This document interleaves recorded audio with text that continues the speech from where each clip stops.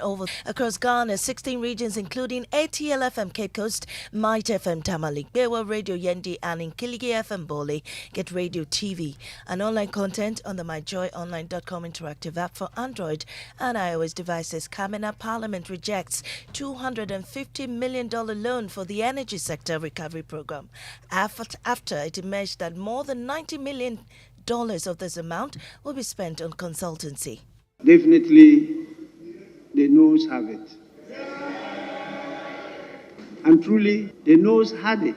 And the motion is accordingly rejected. We have details of that. Also, the Ghana Bar Association condemns Attorney General's criticism of the Court of Appeal's ambulance trial ruling as unnecessary and unwarranted. Those words were inappropriate and unnecessary. He's the leader of the bar. Words like that should not be used to describe judgments of a court or rulings of a court. We'll also hear the view of the NDC flag bearer John Mahama on the case, saying Ato Forson's acquittal is victory for the rule of law in business. Forex Bureau operators to enforce use of Ghana card for all foreign currency transactions from Thursday, the 1st of August. We've got details on the Joy Business Report. And later on climate focus, restoring Ghana's threatened trees with forest-centric strategies. These and more with me, Mamisi Nyamiche Thompson. Stay for details.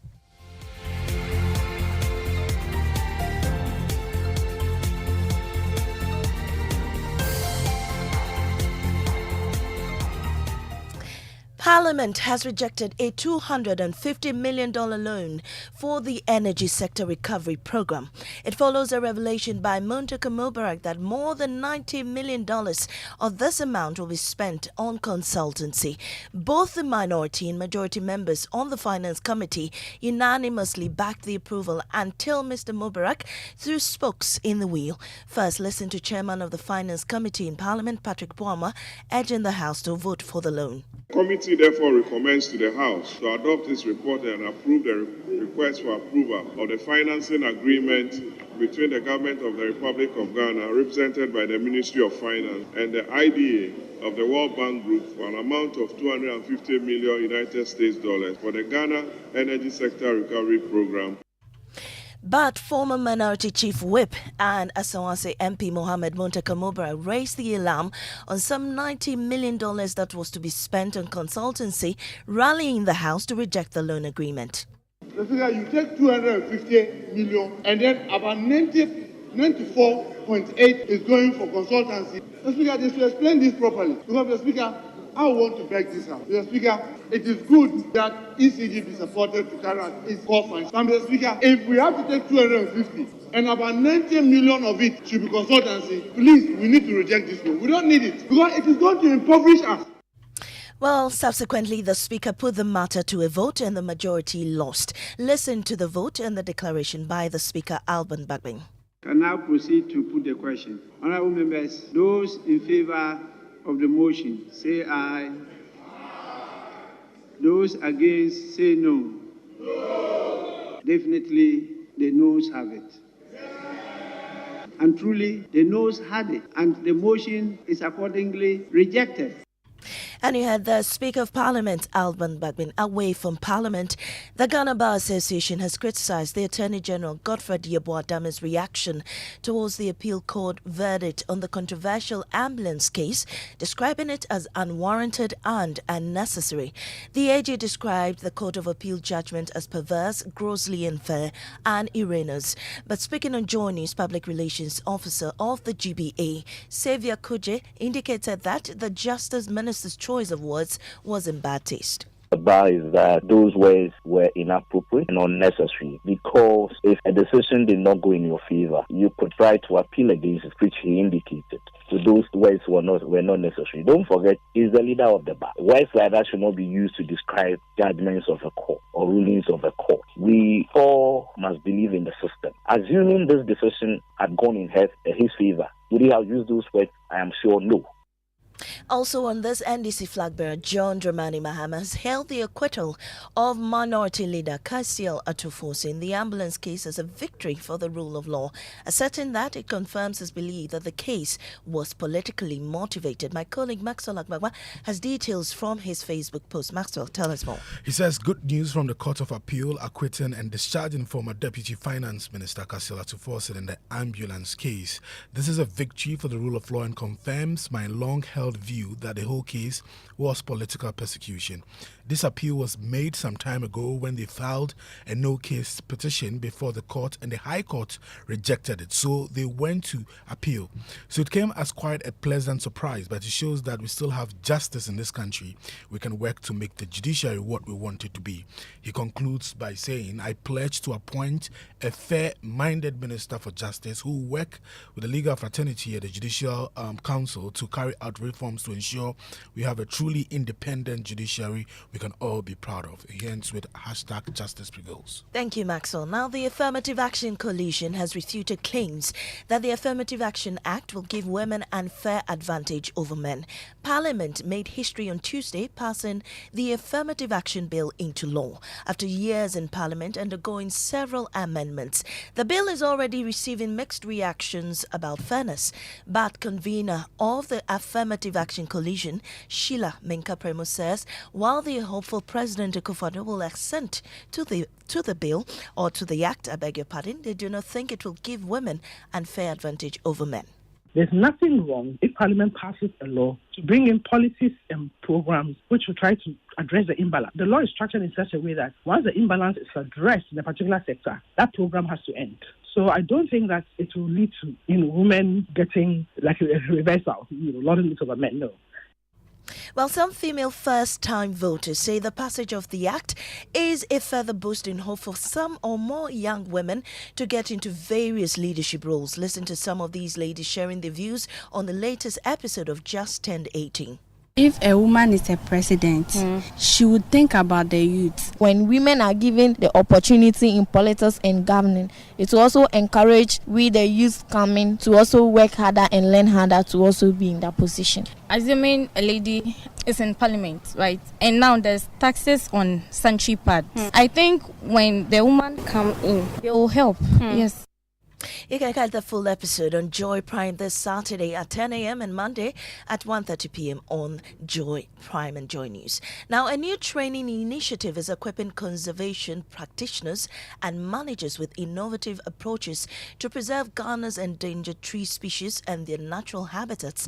Today's episode of Climate Focus explores the critical need for new methods to restore and protect Ghana's forest. Mahmoud Mohammed Nuruddin reports. 1/5 of the Earth's land surface is degraded, affecting the well-being of over 3 billion people. As lakes dry up, forests vanished, and farmlands become dust bowls. To protect both nature and human health, there is a crucial need to restore 1.5 billion hectares of land by 2030. Then we have the moist evergreen. Yao Etuahene Yako from the Resource Management Support Center of the Forestry Commission reflects on the past 20 years.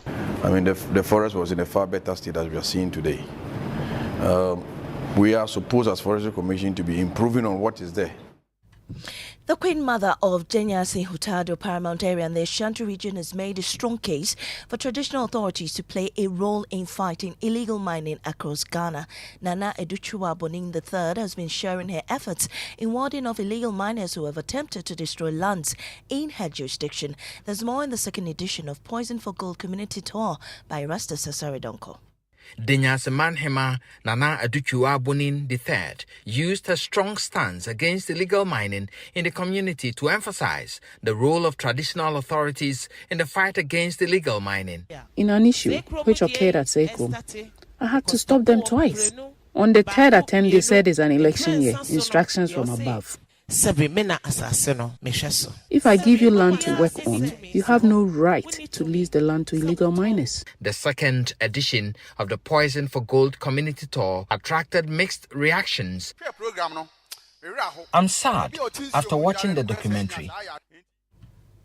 And that report by my colleague Erastus Asaridonko, bringing us to the end of the bulletin here on Joe 99.7 FM. Up next is business on the Super Morning Show.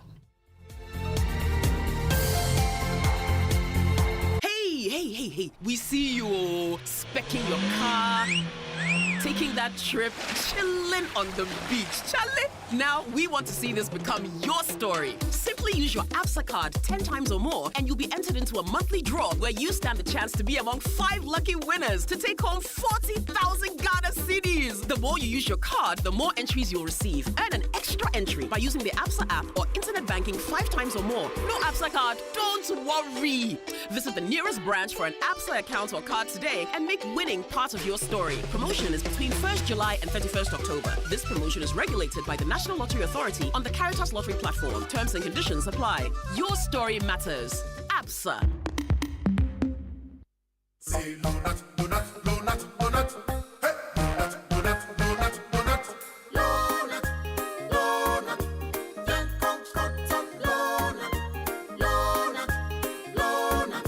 Malaria super donut. Everybody follow not sa malaria. A 3D till no not now. Won't to malaria chill. Won't popo. Won't win the day. I want the num donut. Donut. Adabako. Num donut. Adamienu. Num donut. Adamiensa. Num donut. Malaria super donut. No. Donut scatter malaria. Lonat, it is scatter malaria. A quality product from Blaze GVS Pharma. Yenshishemu hu se malaria wa wumojam ansana wanum Lonat. Na nam yensearch na malaria no daso wo ho a ko hu dokota. This advert is FDA approved. Oh, jump on now. Go. Google me. At what time when you come back where I don't hear the sound of your car? Why you buy new car? No, I not change my car. It be the same ride. It be the fuel way I change. Way one shouts it. Ever since I started using the all-new Excellium Premium Fuel, fortified with 3-in-1 action. Oh, Joe, now my car they run like electric car. No, it's so. This is the type of fuel where they want to. Because now engine they cost. Where they want for way if I buy it go protect my engine. And with the small way I buy, I go drive, sir. Absolutely. It's like strapping a turbocharger to your engine and giving it a protector. And what they bust my mind self be the 3-in-1 action, no? Excellium they prevent up to 99% of deposit. It be anti-wear, some be anti-corrosion. Won't pay when I open them. Hey, so where can I find this magical fuel? Just head over to any Total Energy service station and your car will thank you. Hey, then make a finish my gobe fast, then rush go Total Energies. My friend, but why your hand my gobe inside? I give you info. Make a fill the gobe too small. The go. Excellium is designed to protect your car engine, decrease fuel consumption, and lower CO2 emissions. Don't say fuel, say Excellium. Choose Excellium, choose quality. Anymore, pop quiz. Are you ready? Hit me. Can you give me 3 words that start with omni? Oh, that's easy. Omnibus, omnipotent, omnibus. The bank with a really nice signboard. Hey, Radzi, you mean Omnibisic. OMNIBSIC. Omnibisic. Let me hear you say it. Omnibisic. Perfect. Is that an abbreviation? Not entirely. And it's not just a bank with nice signboards either. Omnibisic Bank is Ghana's fastest growing bank with innovative banking products and headquarters in Atlantic Tower at Airport City, Accra, as well as 40 branches across the country. Omnibisic Bank has the final word on excellent customer service delivery in Ghana. Plus, they have the coolest signboard. Yes, they do. And the coolest name, Omnibisic.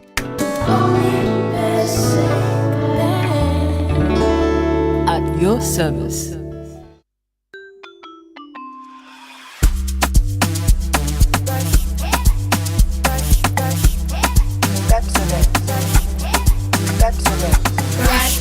Brush your teeth every day and night. Up and down and all around. Brush like feeling bright. Brush your teeth. Brush with mom and dad. Underneath and in between. Brush the germs away. Pepsodent, cavity protection. This advert is FDA approved. The luckiest. *712#. Luck is everywhere. For everyone, yeah.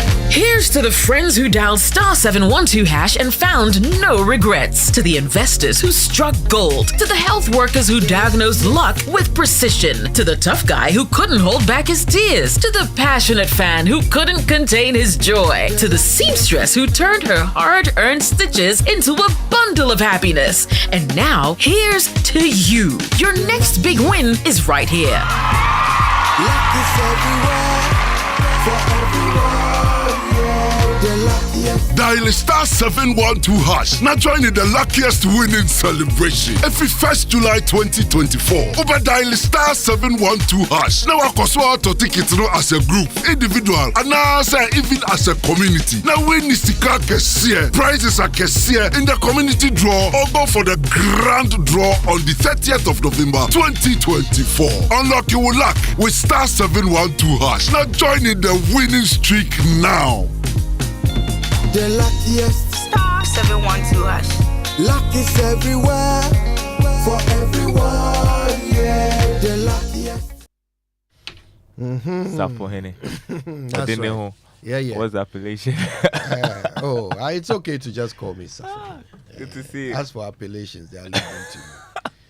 How many days more before the grand event? A few days now. Saturday, right? Saturday. I can't believe I'm speaking with a royalty. I can't believe a royal, rather. I can't believe it either. Yeah, His Majesty. Yeah, goodness. I was just standing there.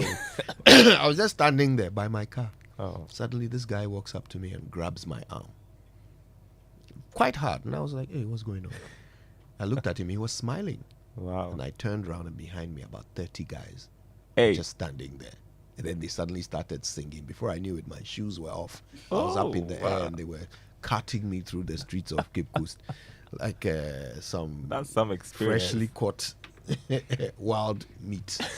Anyway, that was then. This is now. And of course, look, in 2027, all this debt relief that is being celebrated as an achievement by government, right? In 2027, we'll have to start paying them back again. So they've given us breathing space. They haven't forgiven the debt. Yes. What will happen then? What impact will that have on our economy?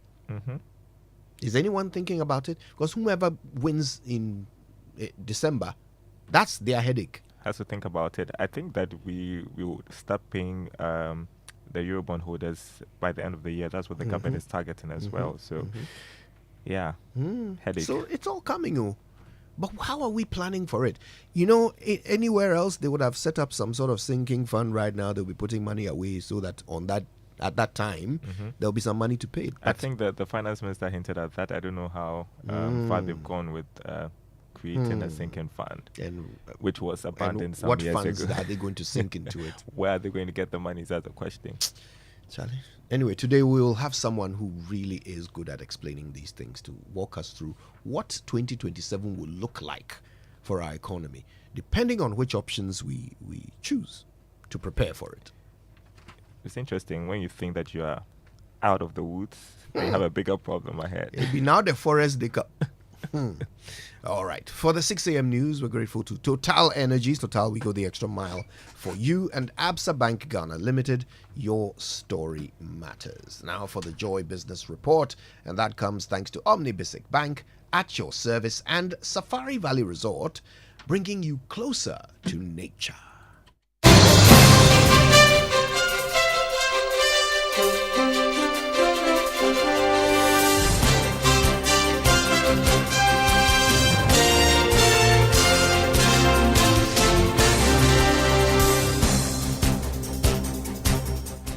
Hi, good morning. Welcome to the Joy Business Report. Coming up this morning, Forex Bureau operators to enforce use of Ghana card for all foreign currency transactions from Thursday, the 1st of August. Also coming up, Bank of Ghana Governor Dr. Ernest Addison cites stability of cedi as solution to concerns about dollarization of the economy. Plus, fuel prices expected to fall between 2 and 4% in the coming days. Details coming up.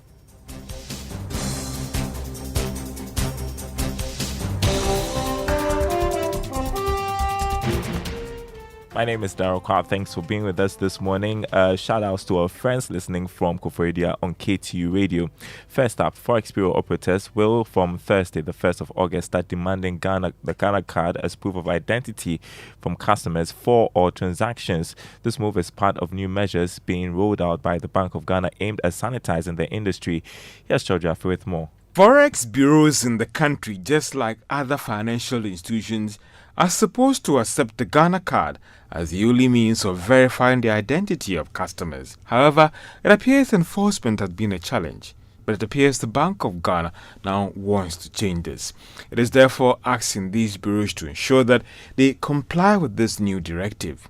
However, when it comes to foreigners, the bureaus are supposed to accept passports. These are part of new directive from the Bank of Ghana that is seeking to ensure that all transactions done by Forex Bureau operators are carried out on this new trading platform. The Forex Bureau operators are also required to issue electronic receipts to customers for all purchases, which can easily be traced by the Bank of Ghana. The central bank in the circular maintained that this platform has also been integrated with the National Identification System to ensure that all purchases are done only by verified individuals. The public is also reminded that buying and selling of foreign currencies shall only be conducted with Bank of Ghana licensed foreign currency dealers.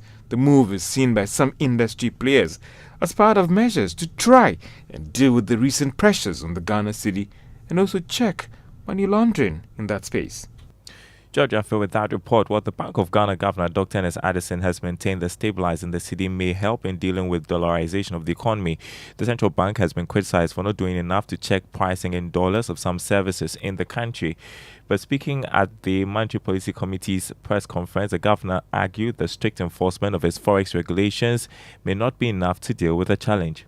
There was a time in this country nobody was interested in even advertising in US dollars when the currency was stable. Go back to 2017, 2018, when the cedi was very, very stable. People started focusing on the cedi. In fact, the forest bureaus did not have business. Some of them started shutting down in this country because the currency was so stable. So let's focus on the important things. If we focus on what the program is trying to deliver, if we focus on bringing stability to the economy, focus on bringing stability to our local domestic currency, individuals will not have an incentive to price in US dollars or hoard or hold US dollars. They're only doing so to, in a sense, manage their risk associated with the local currency. So yes, we don't want dollarization.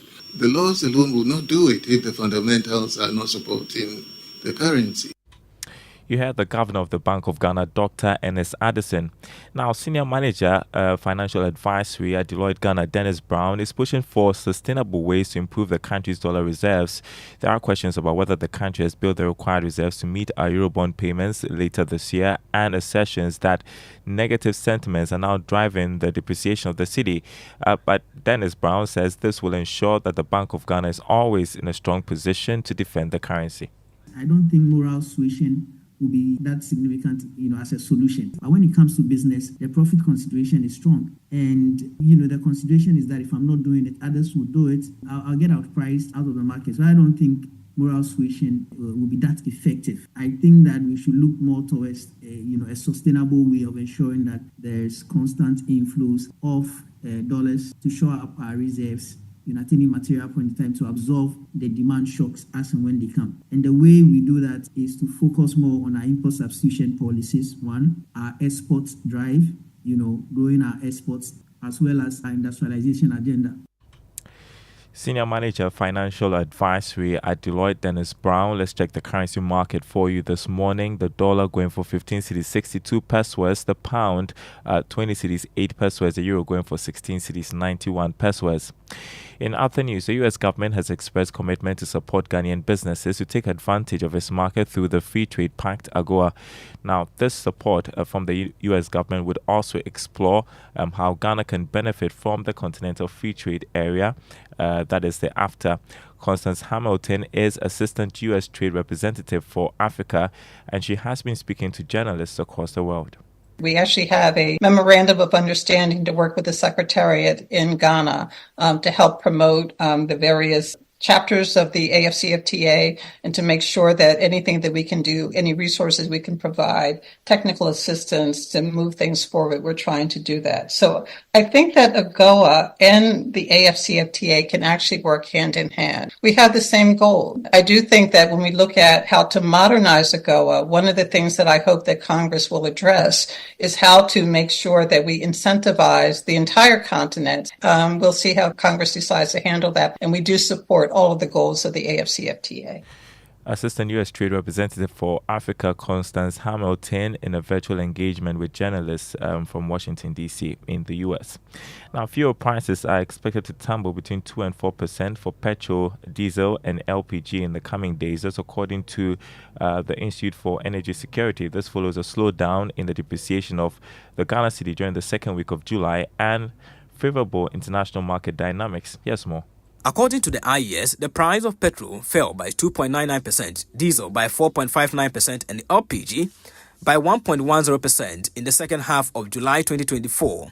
This, coupled with a slowdown in the depreciation of the cedi to the dollar, the lowest since February, will bring fuel prices down marginally. The second pricing window for July 2024, for the first time since the post-OPEC Plus meeting, saw Brent futures dropping below $80 per barrel. This was driven lower by disappointing global demand as Chinese imports in July hit the lowest level in 2 years. Brent crude traded at $78.70 per barrel compared to $83.03 per barrel at the start of the pricing window. You're listening to the Joy Business Report. Let's turn attention to other news. Chief Executive of Ghana Free Zones Authority, Michael Quay, says the authority is working with other key stakeholders to clear bottlenecks that might impede the growth of licensed free zone companies. He stressed the need for firms to aid in the creation of jobs in the country. According to the World Free Zones Organization, free zones are envisioned as engines of economic growth and sustainability, embracing the global goals of renewable energy and sustainable development. As the Ghana Free Zones Authority, we pledge to do everything within our power to support the operations of Helios Solar Company Limited and similar enterprises in the future. Michael Quay, Chief Executive of the Ghana Free Zones Authority, speaking at the launch of a solar project in Accra.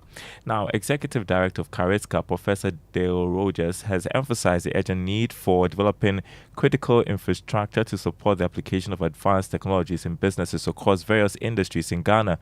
Speaking to Joy Business during the CARISCA Supply Chain Business Forum and Exhibition in Accra, Professor Rogers highlighted the transformative potential of such technologies. You know, I can't believe how much stuff has changed in the 6 or 7 years I've been hanging around Ghana. It's like things are moving incredibly fast. And part of the problem is the infrastructure and policies and so on are not necessarily keeping up with the technological progress. Professor Dale Rogers, there, Executive Director of the Center for Applied Research and Innovation in Supply Chain Africa. Next, after Gifty Dankwa-Redu completed university, she decided she would start her own business. Baking was the first idea that came to her, but she would not do what everybody does. So Gifty decided she would make healthy cakes. The Joy Business Van visits her startup, which is allowing consumers have their cake and eat it healthily too. You've heard the saying, you can have your cake and eat it. Well, not quite. At least Passion Cakes allows you to do that. Have your cake and eat it healthily too. Gifty Dankwa-Redu is a graduate of the Accra Technical University, where she studied financial accounting. But after school, she decided to start her own business. After my national service, I had passion for baking, and I was passionate about it. So I decided to go into baking. A determined Gifty took a class to learn to bake. My parents are my first customers. I baked and then I gave it to them for them to try, and some few friends around me as well. So whenever they try, they give me good feedbacks, and then I decided to start up a business with it. Commercially baked cakes could have several enhancers and preservatives for texture and shelf life. Excess sugar, however, could lead to diabetes, sugar addiction with intense cravings, weight gain, and obesity. Gifty is happy she's providing an alternative. All right. Catch the full episode 1 p.m. right after the Joy Business Report, 5 p.m. on Business Live on the Joy News channel. Let's turn to the commodity market as we conclude. Crude oil continues to drop on the international market this morning, going for $79.88 a barrel. Gold went up by more than $13. Is now trading at $2,465 an ounce. Cocoa going for $7,000 after an increase of $364 from yesterday's trade. And that's it for the commodity market. I know you are interested in what's happening with the dollar. So here's the update. The dollar going for 15.62 pesos Wednesday. Yes, that's an addition of some 2 pesos from yesterday's figures. Yeah. Okay, but the pound is what, 20 cities, 8 pesos? Yeah. That looks like an improvement. That looks like an CD? improvement, yeah.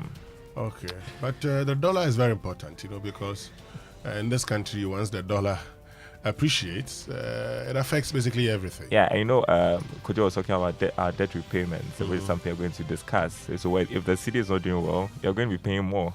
Of course, we're going to be paying more. Lots more. In fact, part of our problem all the time is, and the minister talked about how we had added some 140 billion Ghana cedis to our debt just by way of a depreciation of the Ghana cedi.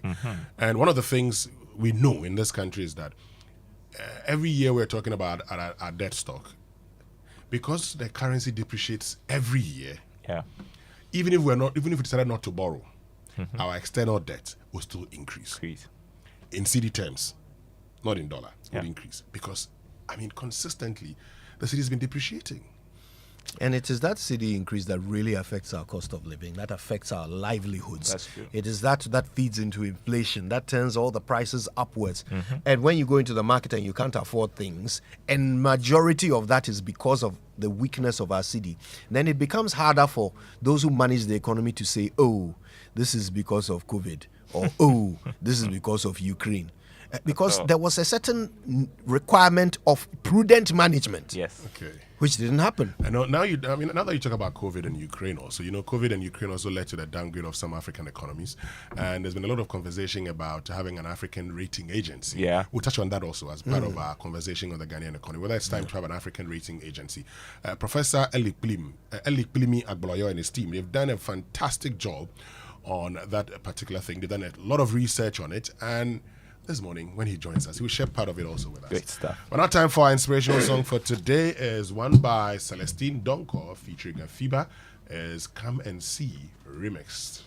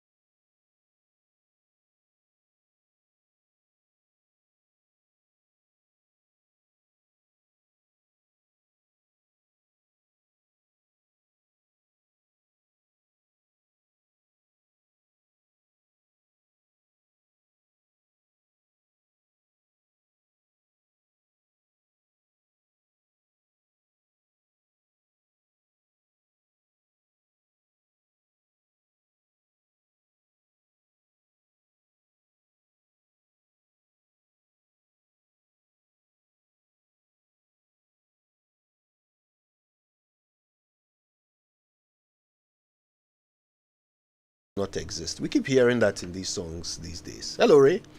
Hello, good morning. Yes, yes. I think it was, I'm trying to remember the philosopher's name, who asked whether, can God create a rock so heavy that he cannot lift it? Right? No, that's impossible. So that means there is something that God cannot do. No, it's not. If it's impossible. It's not that he cannot do that. Mm-hmm. He will not do that. There is a difference between what he cannot do and what he will not do. Wait, so you mean he could? Yes. If he wanted to, he could create a rock that was so heavy that he can't lift it. Yes. Then that minute he would cease to be God. God will not create a rock that he cannot lift. He could. will not. Yes, he could, but he won't. Yes. Right? But if he could, the minute he did, he would no longer be God, because he would have created something he cannot do. So he can do everything. Can God lie? He can't lie. Then there is something God cannot do. Anyway, it's good to have you back, Ray. Yes. Okay. All right. This is how former Christians argue. Let's get the theologians to come and educate us on it. Let's get to a drive. Just one of the questions that I've always had on my mind. They should come and teach us. All right, we'll start with the Drive Safe campaign, shall we? Yes, and it's brought to you by Toyota Superior Quality, Imperial General Assurance, Solid Protection. And of course, that coursing is still alive. Since it's continuously raining this morning, and the expectation is that, drizzling in some places, I'm told. Yes, and winter is upon us. We have been given to understand that unlike in previous times, the average 26 to 30, even to the end of the year, temperature ranges will have lower ones, right? So we should expect that drizzling, all of that will be happening, which may affect visibility too. Indeed. So and grip on the roads. Yes. So, and we know that in some areas we have perfect roads. In other areas too, we are trying our very best to improve it. Other areas too, it keeps deteriorating and we appear not to know what we want to do with it. That is the motorway, for example. So you need to be extra careful on the road now. Even though the weather is very good for some people, it should also be wonderful news that you will not get into trouble on the road. Yes. We've already lost 7,000 people in the first half of the year to road accidents. Which is unacceptable, that is really. Unconscionable. It's hard to imagine. Let's drive safe out there. Let's now learn how to say it right. Brought to us by Kingdom Books. At Kingdom, quality and affordability are their hallmarks. And Societe Generale Bank Ghana, the future is you. Something must be done. You say either. I say either. You know, Parliament has been quite eventful recently. Amidst all the drama, they even had time to introduce a new word into Ghanaian lexicon. And it just happens to be the longest word in the English language. 29 letters and 12 syllables long. This gob-stopping jawbreaker of a word has got everyone in a tizzy. Let's start by spelling it. FLOCCINAUCINIAIHILIFICATION. Floccinaucinihilipilification. Now that's a mouthful. What does it mean though? Floccinaucinihilipilification describes the habit of consistently declaring things to be worthless. It actually comes from 4 Latin words: floxi, nauci, nihili, and pili. Each of these words are synonyms for each other and can be translated to mean at a small price or of little value. So there you go. Don't you just love this segment? No matter how much you choose to floccinaucinihilipilificate, you just can't deny its value in helping us all say it right.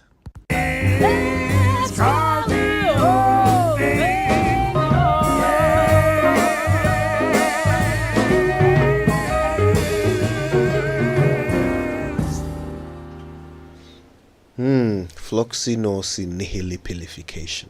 Sticker. And the speaker was convinced that it was a made-up word. He said, "I'm sure this is of your coinage."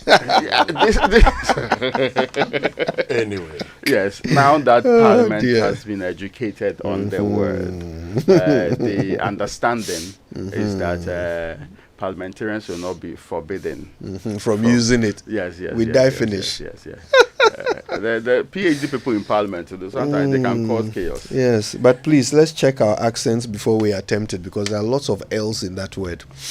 All right. Before we get into the news review brought to us by Access Bank, more than banking, let's go back to Parliament for a couple of the interesting things that happened yesterday. At long last, we have an affirmative action law. Well, it awaits the president's, assent, but it's made its way through Parliament after years of coming in and out of it. Let's hear the Speaker making the declaration. It's not been easy. We need to move together. It is not a bill for just women. It's a bill for all of us. It's a bill for development. This is the first stage. We have passed the law. We have to appropriate adequate resources for the ministry to lead the implementation of the provisions that we have enacted. So we've just started.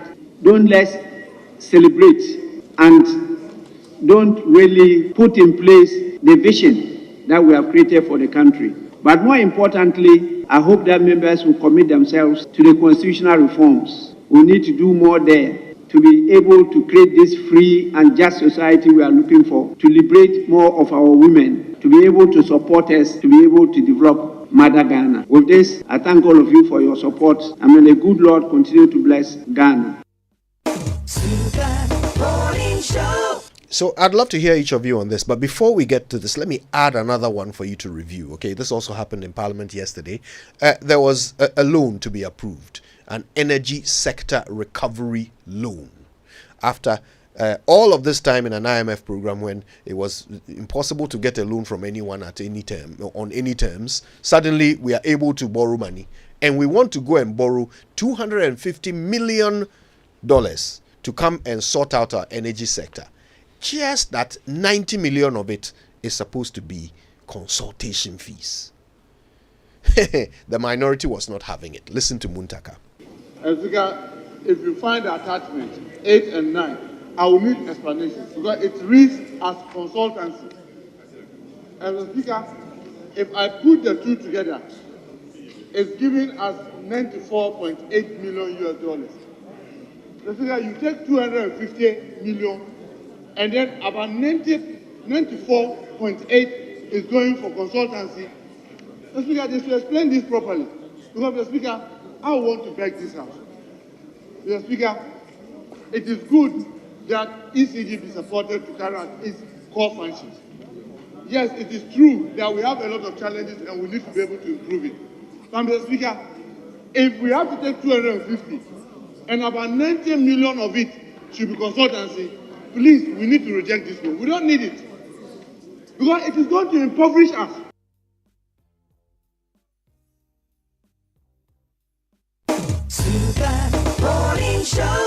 Yeah. So these two things went down in Parliament yesterday. Thoughts? Yes, I am happy that finally, and I was not hopeful we're going to get it passed because the indications not long ago were not good. Some people had difficulties with the bill. It is a step in the right direction if implemented right, because we've been at this conversation of ensuring a more equal, a more just, and a more prosperous society than we ensure participation in our electoral system, participation in our governance for all groups of people. And people forget that affirmative action is not just about women and men. It's also about persons with disability. It's about disadvantaged or vulnerable members of society being deliberately helped to even the space. So that conversation has been going on for a very long time. I said that in other areas we have moved on. For example, I heard the education minister say that when it comes to SHS, for example, there are more girls than boys in schools.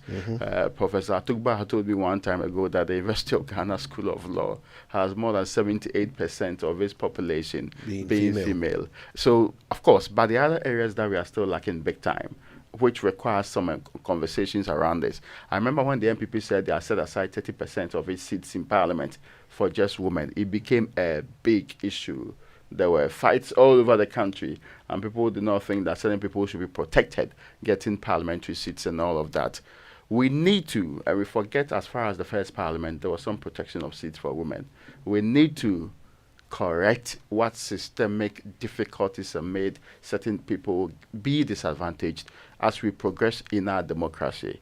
And to me, on the face of it, it appears to be a step in the right direction. But as with all laws in the Republic of Ghana, you wait to see implementation, whether it goes as well as the letter of the words in the bill. As for passing loans, see, frankly, I do not think that we have learned from all of this domestic debt exchange and the difficulties surrounding that, because we have not seriously had a conversation about what steps we truly need as a people to take beyond so that we never get into this pit again. So if we get opportunity today and the Eurobond markets are open to us, we will be jumping out there with all the billions of amounts required. I will not sit here and condemn whether the 90 whatever is for consultation and say it is terrible, unless you know exactly what it's supposed to be for. But we spend quality time pretending that we're doing capacity building and spent millions of dollars on that where we had oil money available to us. 110 million. Yes, capacity building. We tend to be quite problematic in our thinking. We tend to spend like there's no tomorrow. For a poor country that is easily driven into poverty and debt, we tend to behave in ways that are not acceptable. So a lot more sunlight is required on this. Do we really need to get this amount of money? If we need so, it's every element or pressure of it justified. And you see, the other point also is that when it comes to these times, a lot of the things and the loans we go for also sometimes are actually meant to cushion the Ghana city. A lot of it that we go for. So we look out for things that could get us loans and then we go for them. That just by the way. I agree with you, Raymond. I don't know what the consultant's fee was all about, but Parliament agrees that it's too much, and so the loan has been rejected. I'm sure they'll go back and do something about it. On the bit of the affirmative action law passed now, it's good that finally we've been able to pass that. And the good thing is that it's for all of us. Okay, I mean, I've heard people consistently talk about the fact that, the men too need, but this is for all of us. We're ensuring that there's equality and that people who hitherto were not part of the governance process are brought in to become part of it. Participation is key. And so it's good. The thing about passing laws in this country, beg your pardon, is that we celebrate the passage of laws and not its implementation. So yes, we've passed it, but we must see to the implementation. That is the most important thing. After all, we established a Constitutional Review Commission. Went around the country. Today, where are we? We're still where we are. Yeah. Okay? I mean, even when it gets to... We formed another committee. Yes, Implementation Committee. Constitutional Review Implementation Committee. We're still where we are. Where? And so, while it's good that at least the law has been passed, and so you've overcome the first hurdle, it's important we see to its implementation, and all of us would have a role to play in making sure that it's implemented. Yeah. Two quick things. On affirmative action, I really hope we are learning from other parts of the world where this has been done as a sweeping policy, and even today, after maybe 4 or 5 decades of it, they are still yet to reach that parity. I hope we are learning from them. We are understanding what is unique about the implementation of this thing, so that when we are applying it to our own setting, we do it in a way that actually yields the result. That we don't just pass the law to tick a box, so we can say we have a law, but we implement it in a way that actually works, so that there will be opportunities equally available to both genders. And on the loan thing, again, you talked about how we celebrate passing laws, but we don't celebrate implementing them. Another thing we do is that we celebrate or we make a lot of noise about the input, but never about the output. Okay, so now even if this loan gets approved without or with an explanation for the $90 million, will it actually reform our energy sector? Like, how will it be applied to the sector? And what is the outcome we are expecting? So that if this money comes in and over the necessary time period, we don't achieve that goal, we can come back to these people who approved the loan and say, Massa, what was the point of this? If we are still having to pay levies to reform the energy sector. You know what I mean? So no, absolutely, we need to monitor how this money is to be used.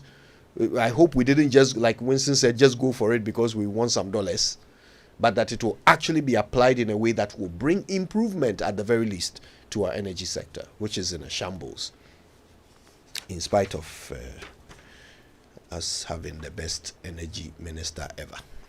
Okay, let's go into the... We have had the best energy minister ever. Yeah. Let's get into the papers. Have we not?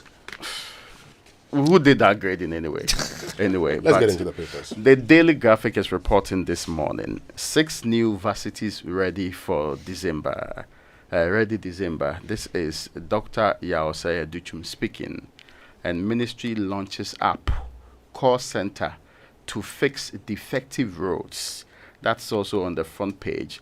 There's another one about Fenyomakin proposes plan to tackle plastic waste.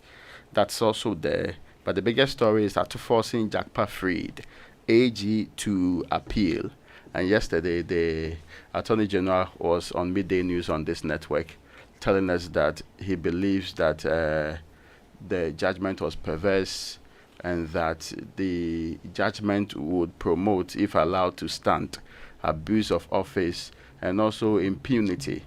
And he is trying to check that. So he will go to court. He believes that he had actually gone through. But I would advise everybody to take time. It's 125. It may sound like a very long judgment. Take time and read first Justice Akaboafo's dealings. He deals with all the issues that the AG raised in the press statement that he released. And there was support of a sort, additional help in understanding. This one, it's in some language that you can decipher or get help in deciphering. Also, what Justice Mensah added on. You can also read the other view that was suggested. That's why it's 2-1 in that particular ruling. But we hope to see what goes on from there, since he says that he is appealing. We sat here and told the special prosecutor, when he went to do press conferences, using similar words, that the people are not promoting or helping him to fight corruption, that it was not the best of words to use. I've heard the Ghana Bar Association say the same to the Attorney General, and others disagree with the description of the judgment. Hopefully he learns something from that. And I'm expecting those who are very vociferous in calling out the OSP to equally do so under the very circumstance, and say that just like we told the OSP, you equally cannot be using similar terms. That when you disagree with that judgment, it means that it's actually going to promote abuse of office and impunity. Anyway, but that's the biggest story on the front page of the Daily Graphic. And the new finder says GSE post robust growth, shares valued at 87.9 million traded in June. Court of Appeal frees Ato Forson and Jakpa. Attorney General hints at appeal, and that story that you talk about is also here. So yes, once the Attorney General says he's unhappy about it, I agree. Take advantage of the legal process, which is and exhaust it. Exhaust it. So he's going back to court. Fine, go back to court, and if you're successful, if you're not, you take it like that. And one of the things I like about Chachuchi Kata is that even if the Supreme Court in a ruling against him is 5-0 or 7-0, he still will appeal, because because you must exhaust the legal process. That is what you like about him. I like him for that, because you must convince yourself that you tried everything. Sometimes you could be successful, sometimes you may not be successful, and so I have seen people say, no, if you feel strongly that this is wrong, exhaust the process. And so I see nothing wrong with Godfred Yeboadami wanting to exhaust the process. He should calm down and resort to the courts. You have to put yourself in their shoes. This was the rug being swept from under their feet in a very, very surprising way. An appeal that was put in over a year ago. This case has continued in the High Court for so long, and then suddenly Court of Appeals makes their ruling, and it just overturns everything. Because that's how the law works, isn't it? And so at every point in time, just like you would say to everybody, at every point in time, if you're unhappy about the court's ruling, you know what to do. Challenge it at the appropriate quarters, which is still through the courts.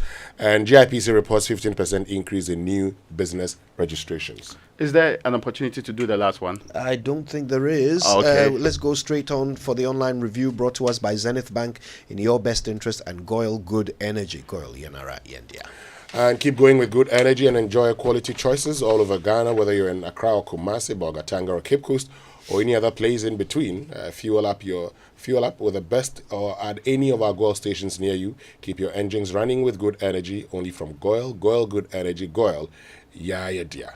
Now, experience an unforgettable summer escape with your Zenith Visa card. Spend a minimum of 3,000 Ghana cedi in at least 5 transactions and win an all-expense-paid trip to the Olympic Games in Paris, currently ongoing. Make this summer extraordinary with your Zenith Visa card. Use your Zenith Visa card for all your payments and enjoy Olympic Games in Paris. For more details, visit zenithbank.com.gh. Terms and conditions apply. Zenith Bank, in your best interest. Okay, time for the BBC News. It comes to us thanks to Fidelity Bank, believe with us, and Old Mutual, 10 years of greatness in Ghana, here for a lifetime. For decades, we have helped businesses connect with their trade partners all over the globe. From Ghana to Burkina Faso, Côte d'Ivoire, Benin, Togo, Senegal, China, Morocco, France, Netherlands, and many other countries. We have made it possible to bring Ghana to the world. We have brought small and medium businesses closer to their customers across the regions in Ghana with our SME support facilities. We have brought relief and smiles to the faces of families with our employee personal loans. With our cutting-edge technology and digital support, we take the burden of complex thinking off you, making life simple. That is who we are, as close as a partner. Bank of Africa. We are indeed the African bank with the global reach. I found the partner I can trust. Bros, but you told me you had an insurance claim 2 days ago, and today your car is fixed. Fresh like that? How? Yes, so that is how the new collision insurance policy from Imperial works. Wow! I'm okay. The Imperial collision insurance policy has enormous benefits. I just upgraded my usual third-party policy, and I get my car parts fixed when I get a damage from any collision. Really? I enjoy hospitalization benefits when I'm admitted at the hospital beyond 3 days, and I still keep my third-party benefits. Hey. My year sorted rough. Hey. You are saying, hey, just sign up to the Imperial collision insurance policy and enjoy insurance benefits beyond the road. Talk to your broker, agent, or call us on 0577 667 436 for further details. You can also follow us on all our social media handles. T's and C's apply. Imperial General Assurance. Solid protection. Solid protection. Goyle, anytime, anywhere.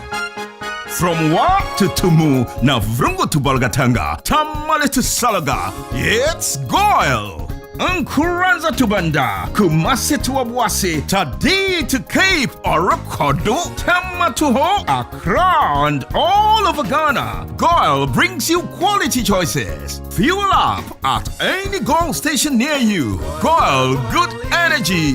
Yeah. Choboy! Yeah. We have a new leader in town. OBRNT. Amanfo. Madam was Sibebre. When him say my baby, maybe mamu more charcoal for whiter teeth. More charcoal. Not only that, maybe mamu lemon. More lemon. Zinc for fresher breath. More zinc. And fluoride for stronger teeth.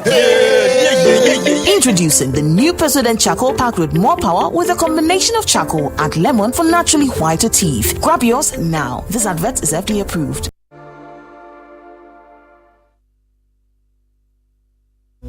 Business Daily is in 30 minutes. Can Kosovo's image be transformed through a music festival? We travel to Europe's newest country to see how one of the world's biggest pop stars and her family are trying to change the global view of it as a war-torn region, and how could that impact the local music industry? This is the BBC World Service, the world's radio station.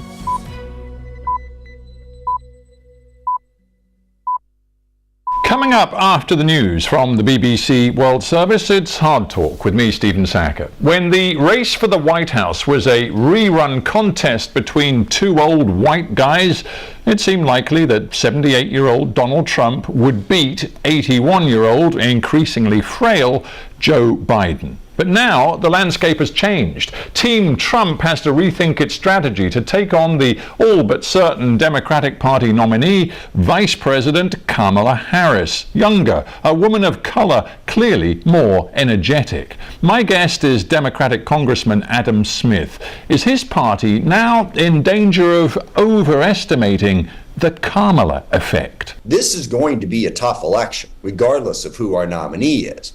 Kamala Harris gives us a chance. We're now in a 50-50 election instead of one we were almost certain to lose. That's Congressman Adam Smith on Hard Talk after the news. I'm Debbie Russ with the BBC News. Hello. The Palestinian militant group Hamas says its political leader Ismail Haniyeh has been killed in Iran. Hamas said he was killed in an Israeli strike on a house in the Iranian capital, Tehran, where he was staying. Israel has made no comment as yet. Sebastian Usher has more details. Ismail Haniyeh was a key member of Hamas from its inception. He was imprisoned by Israel a number of times and at one point was expelled to South Lebanon for 6 months. In 2003, he survived an assassination attempt by Israel along with the Hamas founder Sheikh Ahmed Yassin. 3 years later, he was briefly Palestinian Prime Minister after Hamas won elections. But a violent rift between Hamas and the other main Palestinian faction, Fatah, followed a year later. Widely regarded as a pragmatist, Haniyeh was said to have maintained good relations with other rival Palestinian groups. The Palestinian President Mahmoud Abbas has described the killing of Ismail Haniyeh as a cowardly act. He urged all Palestinians to remain united against Israel. Hezbollah says that one of its most senior military commanders, Fuad Shukr, was in a building in Beirut targeted by Israel on Tuesday evening, but hasn't confirmed his fate. Israel said it carried out the strike against Shukr because it held him responsible for an attack on Saturday that killed 12 children and teenagers in the Israeli-occupied Golan Heights. Hugo Beshega reports. This morning, the scale of the damage caused by the attack is becoming clear. The strike hit Dahiyeh, the Hezbollah base in Beirut's southern suburbs, which could be seen by the group as a major provocation by Israel. 3 civilians were killed, including 2 children. Israel described the senior commander targeted, Fuad Shukr, as the right-hand man to the Hezbollah leader, Hassan Nasrallah. There have been fears that the violence between Israel and the heavily armed Hezbollah could escalate into a major conflict involving other Iranian-backed groups in the region. The US Democratic Party's presumptive nominee in the forthcoming presidential elections, Kamala Harris, has told supporters in the swing state of Georgia that her rival Donald Trump had persuaded Republicans in the Senate to vote down a bipartisan border security bill earlier this year.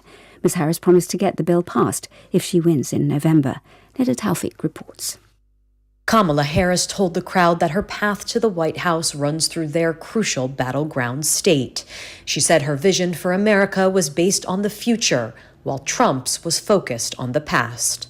The Harris campaign has also been boosted by grassroots support, raising $200 million in less than a week from mainly new donors. And in a sign that Republicans are taking notice of the shift in the race, the Trump-Vance campaign just announced they will be holding a rally at the same venue on Saturday. BBC News. Costa Rica has said it's prepared to offer the Venezuelan opposition leader Maria Corina Machado asylum after reports the government in Caracas had issued a warrant for her arrest. At least 2 opposition figures were detained on Tuesday. Earlier, Ms. Machado urged her supporters to remain peaceful, even if provoked by the government and its allies. Demonstrations erupted after the authorities declared Nicolas Maduro the winner of the presidential election. One of Mexico's most wanted drug lords, Joaquin Guzman Lopez, has pleaded not guilty to a raft of trafficking charges at a federal court in Chicago. He's the son of El Chapo Guzman, the former leader of the Sinaloa drug cartel. More than 140 people have now died in a series of landslides triggered by heavy monsoon rains in the southern Indian state of Kerala on Tuesday. Many others are trapped under collapsed houses and uprooted trees.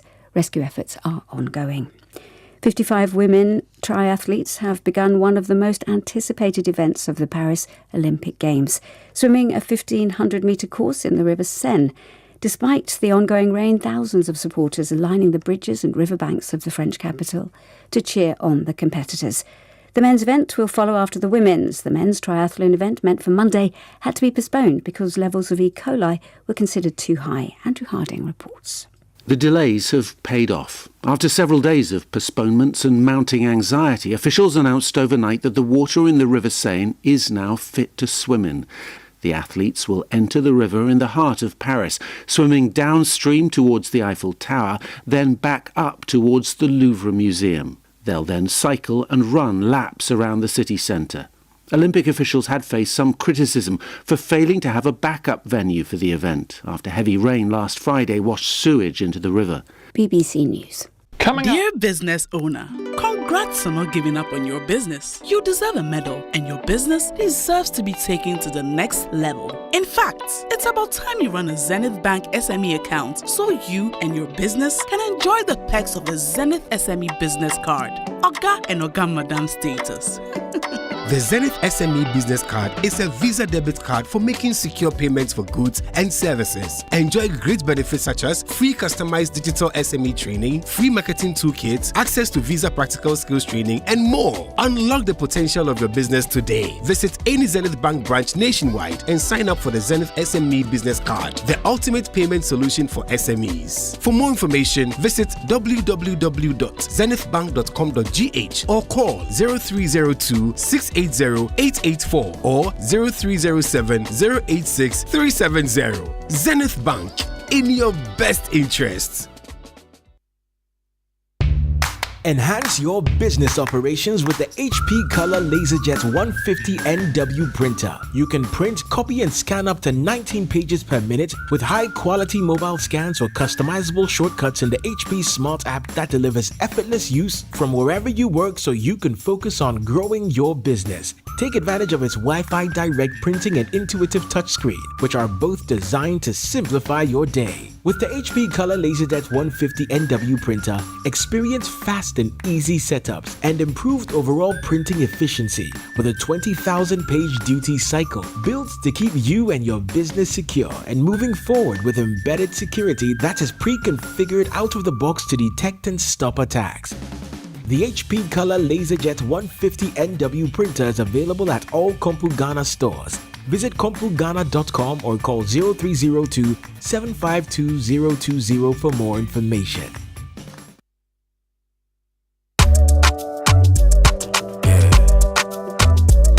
Let's go.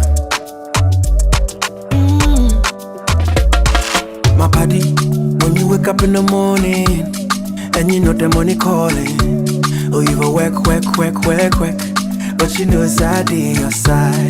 If I believe with us, if I hold my hand and believe, oh, cause you know it's out on your side. And when you dream, no say I live for you. And when you hustle every day, many wanna go. Anything you do, I live for you. Many want. If I believe I live your side. Fidelity. If I believe with us, fidelity. If I know I lay your side, fidelity. It's the most action-packed breakfast show in town. The hottest music, the best giveaways, the great interviews, and all the laughter and fun you can imagine. Don't miss the Super Morning Show on Joy 99.7 FM. It's the best breakfast show in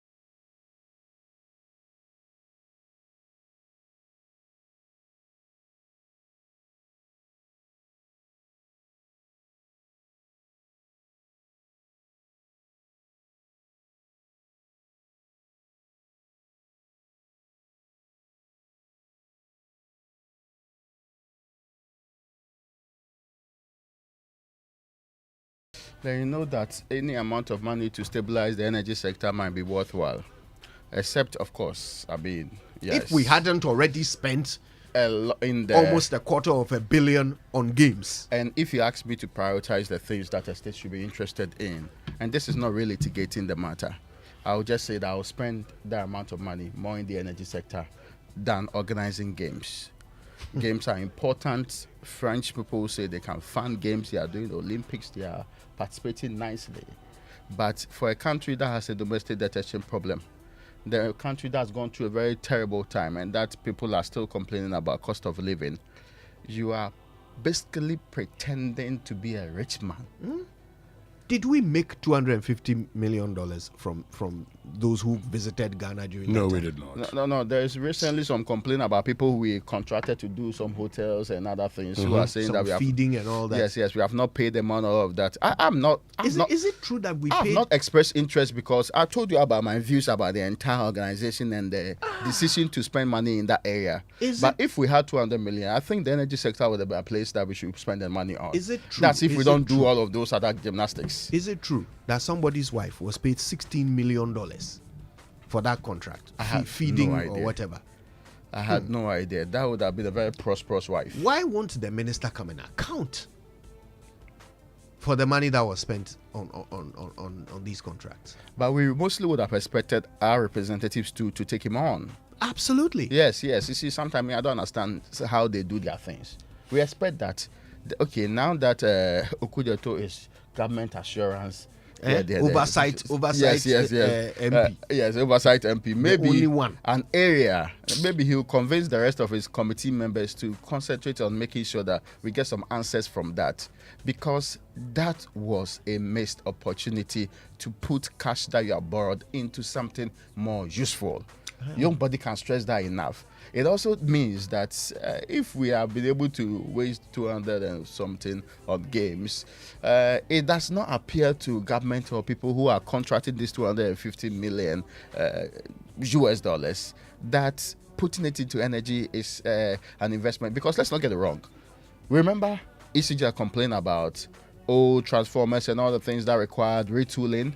And Greco had talked about lines that required all the investments and all the other things required. So if we really want a proper industry, which will deliver less doomsday, it will make sense. I see them changing meters. I see them changing meters. I don't know what the rationale for this new meter really is, whether the old one, because my meter appeared to have been working fine. In fact, my meter was actually making me pay too much. I don't know whether this is going to make me pay a cheaper amount or this is going to help their productivity in any way. But an investment in the area of energy to help us have a secure energy sector, it's important. I also agree that we cannot use, fanciful big titles like energy sector, whatever program. Then beneath that, we are siphoning and doing all the negative things. This is not a time to steal state resources or divert or use it for other things that we usually do. Because the money we don't have, we struggle to pay, and it is adding on to our debt. The debt is now 742 or so. Yeah, billion. Yeah, 742 billion. For a country like Ghana, I don't know why. What I have earned to be. 30 million of us. Only 30 million of us walking around. Yeah, but you're a rich man too. But we should be concerned about these things, and perhaps we should have that broader conversation, like Winston, you were hinting, that broader conversation about what are we doing? How are we paying our debt? Because Kojo, you and I will do it. If you go and borrow from the bank, you think about it. Oh, every month I have to pay 5,000. I have to pay this amount of money, because it's sensible that you plan towards that. Yeah. It appears the only people that feel like they have infinite resources hidden somewhere that we do not know is our representatives. In fact, it seems as if they haven't even thought about whether there are resources to pay back or not. So they've bought us this breathing space, they claim, and have had kinky parties to celebrate it, right? But in 2027, whomever is president at the time, this will all come crashing down on his head. What's the plan? Right? Yeah. What money is being taxes? put as? How are you going to? We said we're going to bring back sinking funds, but the sinking funds, what are we going to put in the kitty? Why did we even take them away? Where are we going to get the money to put in there? Okay. So are we still going to do the chunk of our money is going to payment of interest and the rest of the conversations? You know that conversation we used to have it, right? Oh, almost 90% of our money is to payment of remuneration and salaries. Then the next one is payment of interest. The rest, if you take it out, there's very little left. So we can't build roads. We have these conversations in times past. We had it, and we were so convinced that we were traversing or moving beyond it. So you see, this is why this is what the point I was making earlier on the show, that it's in the end, it's not so much what COVID did to us. It's not so much what Ukraine did to us. It's our decision making. It's our decision making. It's our prioritization. We decided what to spend money on. We decided. It's not COVID that decided for us, or what's it called, Ukraine that decided for us, because those things affected all countries, but they didn't make the same decisions we did. That's why they are not in the same boat that we are. But like Kwaku Kwati said, are we making quality decisions now? Charlie.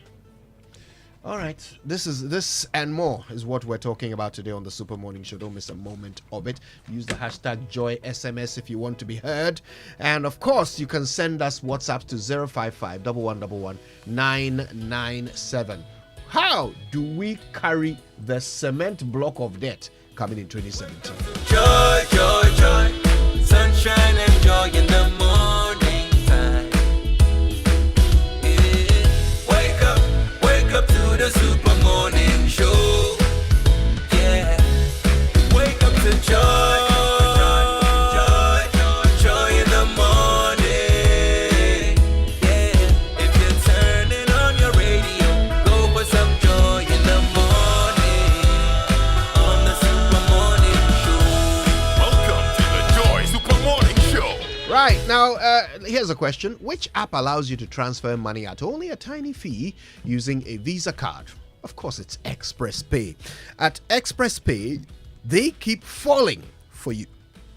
Yes, their prices have fallen. Send 100 Ghana cedis and pay just 1 Ghana cedi. Send 200 Ghana cedis, pay 2 Ghana cedis. And for the ballers like Raymond, when you send 5,000 Ghana cedis, you pay just 10 Ghana. No, Winston. Yeah, the baller ball is being passed. Okay. Well, basically, any amount over 1,000 Ghana cedis, you pay just 10 Ghana cedis. And there's more.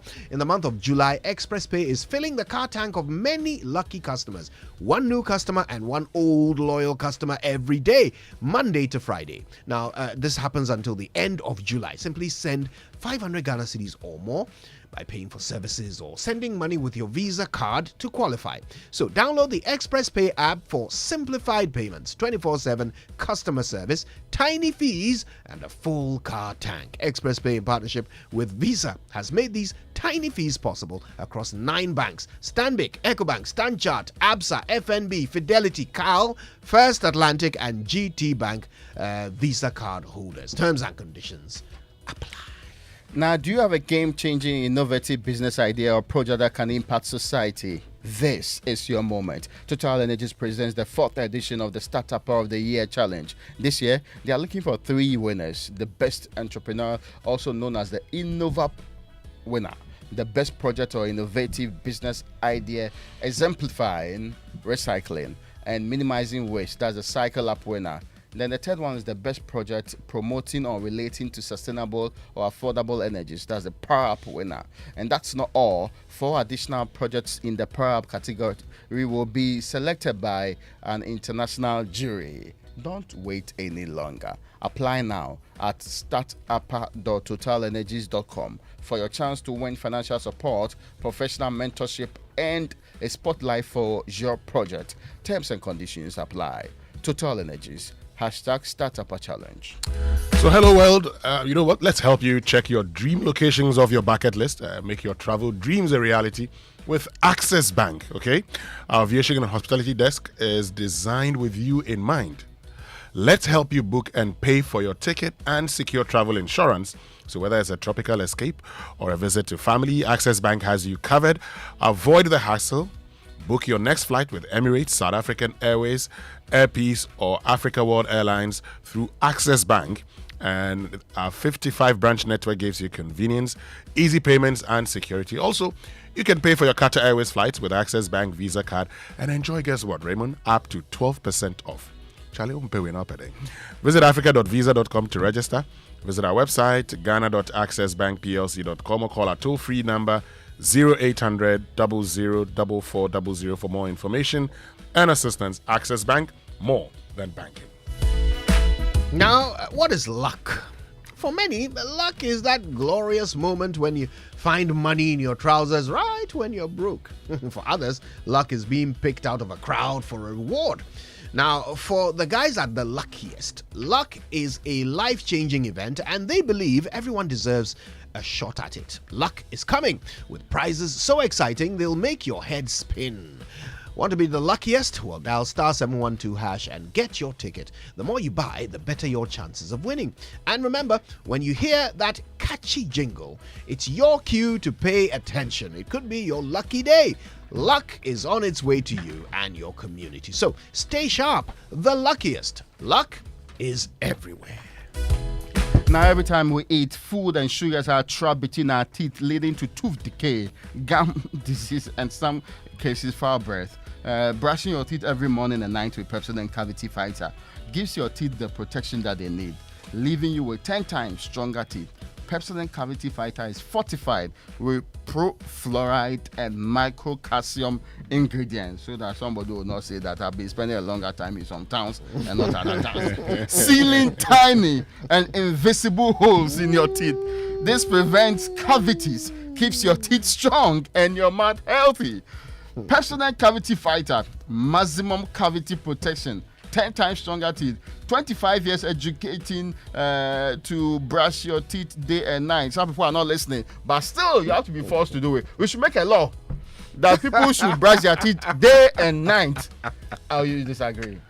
Oh, the law do violate it. And of course, Pepsodent is recommended by the Ghana Dental Association. You can get Pepsodent at any shop near you or call our customer care center or toll free on 0800 200030. Always remember to brush your teeth in the morning and before you sleep at night. Pepsodent, every smile matters. Before the law, we can only urge you. Okay? Yes. Every smile matters. Now, are you ready to turn your dreams into a reality? Don't just dream it, own it with a loan from Fidelity Bank. If you're dreaming of a new home, own it with the Fidelity Home Loan. If you're dreaming of a new car, own it with Fidelity Auto Loans. Dreaming of getting the best, the latest phone, yeah, I want one. TV, fridge, furniture, laptop, or gaming console, own it with Fidelity Consumer Asset Finance.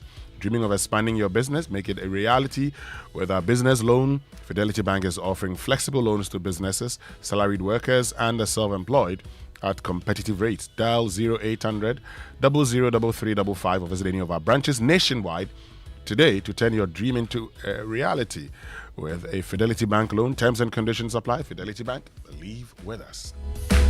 If you're wondering where to hold your strategic planning meetings, your board sessions, or your staff retreats, there really is only one venue, and it's the Safari Valley Resort. Now think of the green, serene environment, accessibility, meeting room capacity, flow and layout of space, room flexibility, quality of equipment, staff, and of course, first-class catering services. Then it's got to be Safari Valley Resort. They are your number one choice. Call Safari Valley Resort on 059 691 4394. Safari Valley, bringing you closer to nature.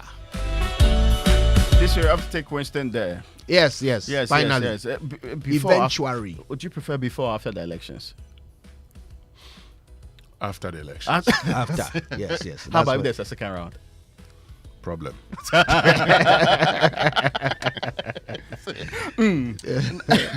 Don't worry.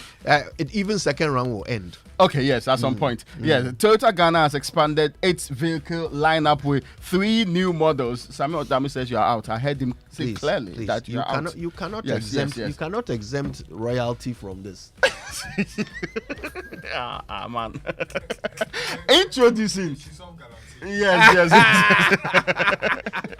There's no galamsey in Cape Coast. I've solved it. I see. Now introducing the all-new Toyota Vitz, a stylish, highly fuel-efficient A segment passenger car with a compact design suitable for urban travel. For safety, it has a wireless door lock, an ultra-modern anti-theft system, and an ISOFIX child-resistant system. The next one is the Toyota Urban Cruiser. The C segment crossover SUV features a robust design, advanced technology like a 3-spoke urethane steering wheel and a 4.2-inch TFT, a touchscreen audio display with a USB Apple CarPlay Android audio. Yes, connectivity. Also, and this one I'll tell you about it, Winston. I had a dream. When I dreamt, I saw Kenasa. He was promising that he will buy this car for me. Hey. And I'm talking about the new and luxurious Toyota Land Cruiser. It was not a dream. It was a vision. Vision? Yes. My brother, you are in the spirit. It will come God to is pass. with you. What is happening? I think how, women's cycles can sink. It be like men to our dreams can sink. So you two have had a dream. We've all had a dream. You're watering that man dream. We have all had the dream. The man is destroying the vision. It's a vision. Yes. One at a time. Yes. Let's not dream together. Did your vision come with a date? Not necessarily. Okay. So, this vision is about the Toyota Land Cruiser 250 Prado. In fact, it boasts cutting-edge features like jam-protected power windows, an audio, telephone, and voice recognition, steering switch, a UV cut sun and moon roof, an ultra-modern immobilizer, and unmatched off-road capabilities. And you know that there's also a strong presence inviting you to embrace adventure and luxury like never before. These 3 new additions to the Toyota range aims to provide the best value for your peace of mind motoring and uphold Toyota Ghana's commitment to offering the best vehicle possible and ownership experience, whether navigating the city, embarking on an adventure, or asserting luxury. Toyota Ghana has a vehicle to meet your needs. Visit Toyota Ghana's branches in Accra, Tema, Kumasi, Takoradi, Takwa, and Tamale, or call 0302-910-204 for the unique Toyota experience. Toyota, superior quality. Yes, where are you headed? Are you going shopping at the mall, Kojo Yangsing, or you're buying fuel for your vehicle? The Toyota Land Cruiser Prado, yes. Wow. Or are you enjoying your favorite meal at a restaurant or getting some home essentials at your favorite shop? It's been a while since we, went having breakfast. I think we should be thinking about that. Yes. Or you're shopping online for the things you need wherever you go, whatever you're doing. Do it with the SG Visa card. The SG Visa card is your best option to make payments for goods and services online or anywhere with a point-of-sale machine. Enjoy a world of amazing opportunities available with the SG Visa card. Go about your business anywhere in Ghana with the comfort and security of your money available to you always. Make your life easy and use your SG Ghana Visa card today. To find out more, call 0302-214-314. SG Ghana, the future as you know what I remembered. Nana Kumia said the wife asked him, but these guys, the way they enjoy themselves, do they get paid? The way they enjoy themselves on air, do they really get paid? Indeed. Yes, do what you love and you never work a day in your life, right? Yeah. Service to God and country. Absolutely. Yes. Absolutely. Yeah. We don't get paid enough. This stress, the motto of Tescon. Commitment without inducement. Then they are now added by with little motivation.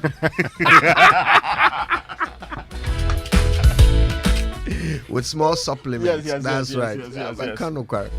All right, listen, KingdomStoreOnline.com welcomes you warmly to pick some of the very best quality office essentials, equipment, and furniture at affordable prices. And of course, this is all available on their online store. You can pay via Momo for anything you like, and they'll deliver to your home or office in very good time. Free delivery to Accra and Tema. And of course, terms and conditions apply. At Kingdom, quality and affordability are their hallmarks. Okay, lots and lots coming up on the show, including sports, birthdays, and more. Stay tuned. It's the award-winning Super Morning Show.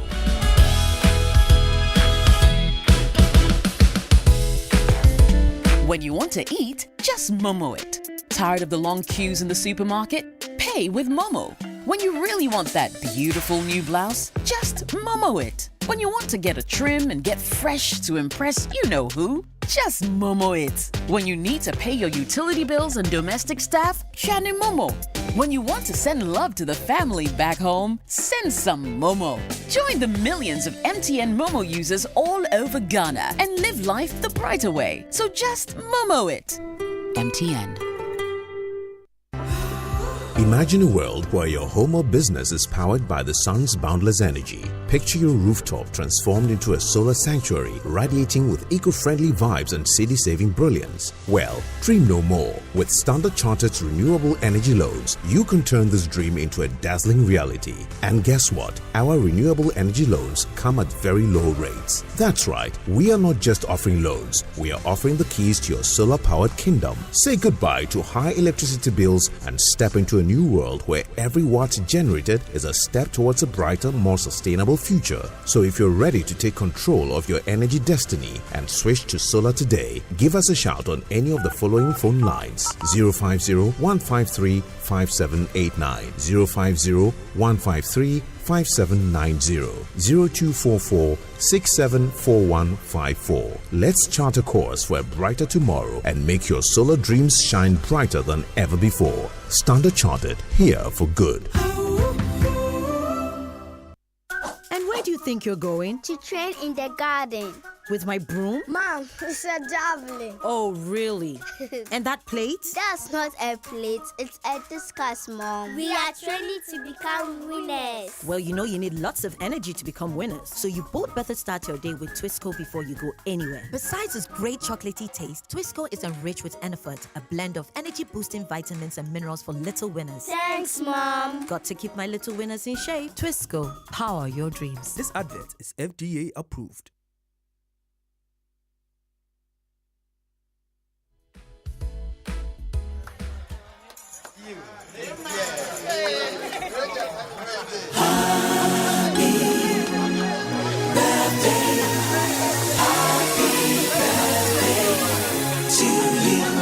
All right, birthday messages on the Super Morning Show are brought to you by MTN. Everywhere you go. And Bank of Africa, the African bank with global reach. Bank of Africa, as strong as a group, as close as a partner. And this one says, glorious happy birthday to Precious, a name of Datu School Complex at Kaswa. From your children, Berima Edu Amuakun, Bafu Edu Amuakun, and the entire family. And finally, says happy birthday to former Greater Accra Regional Minister and former MP for Punkatamanso, Honorable Joseph Nilaya Fotiagbo. The Lord bless and keep you from MFA Atiamwa Eli and all of us here at the Joy Newsroom. Raymond? Now, yes, this is for Mr. and Reverend Mrs. Ajay Abua in Shraba Isaba Isel. Today, you have started a second decade journey. May God lead you in all your endeavors. Be the Black Queen whose scepter will wipe out all social ills. Mommy and Daddy and the entire family wish you a wonderful day today, the 31st of July. You are fearfully and wonderfully made. Yes. Happy birthday to you. Isra Isaba Isel. Oh, that's nice. Happy birthday to Doreen Afia-Hedo of EcoBank Community 25 branch. This one says, this wishes you a day filled with God's blessings, mercies, and good health. It's from your special friend, Echo Wood. Special friend, yes. Yes, let's get into the Sports Center then. Which is brought to you by MTN. Everywhere you go, Standard Chartered Bank. Here for good. Twisco food drink. Twisco, power your dream. And if it's football you want, they've got it all. Yes, all of it on DSTV. All the leagues, all the cups, all the matches live in HD. This season promises to be exciting. DSTV, your home of entertainment. Hello, Ghana. Well, there's an exciting new chocolate beverage out there on the market from the producers of Cowbell. Permit me to introduce to you Twisco. A chocolate food drink with a blend of premium cocoa powder enriched with Enerfort, a combination of energy-boosting minerals and vitamins, including vitamin B, C, D, iron, and many more. Twisco is available in 20-gram sachet and can be found at your nearest neighborhood store in a delightful red sachet for only 1 cedi 80 pesos. To enjoy all the goodness packed in a sachet, empty contents into a mag mixed with 180 ml of previously boiled water, milk, and stir. Start your day with a cup of the great-tasting Twisco and power your dream. This is FDA approved. All right, listen, here's the latest from MTN. For those of you who love MTN Free After One, prepare for the upgraded experience. That is MTN Free After One Extra. Now, let me tell you what the extra is all about. With MTN Free After One Extra, you can talk for 1 whole hour uninterrupted while paying for only the first minute of every 10 minutes you talk. Which means for every 10 minutes you talk within the hour, you only pay for the first minute. And you get to talk for 60 minutes straight with no interruptions. You like what you hear? Well, as if that's not enough, you also get 70 megabytes of data for free after your first call. So, you see how now the time to talk extra with all the people you love is now, okay? So, to subscribe to MTN Free After One Extra today, just dial star 550 hash, okay? That's star 550 hash and follow the prompts.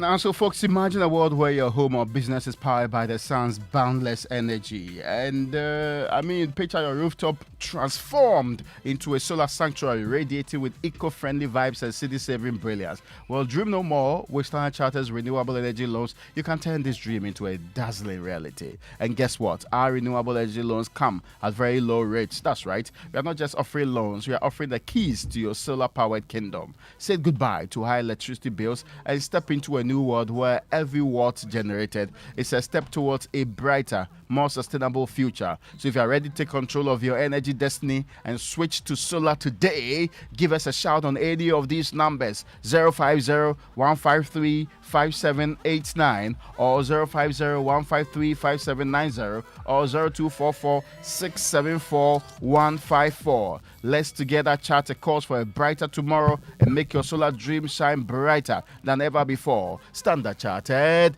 here for good. And here for sports. Good morning and welcome to the Joy Sports Center with me, Muftau Nabila Abla. Ghana began its Olympic journey on Tuesday. It was not the best of outing from a Ghanaian perspective. Also in this bulletin, imagine working so hard for 4 years to achieve a dream only for an administrative blunder to deny you a place on the global stage. That is a story of Favor of Philly. We'll also be bringing you the story of how Accra House of Oak is taking a new direction when it comes to infrastructure. Their new secretariat has been unveiled. These and many more here on Joy Sports Center. First. So now we're seeing the splash of the men's 100 freestyle and that faster pacing. Lane 5 and 6 starting to get a really good first 50 metres. Harry Stacey from Ghana is at his first Olympic Games. And it is Endonio from Cyprus with the win. And Harry Stacey finished 7th in heat 4 of the men's 100 meters freestyle in the Olympic Games. And Harry Stacey, he says that this outcome is not one he's very disappointed about.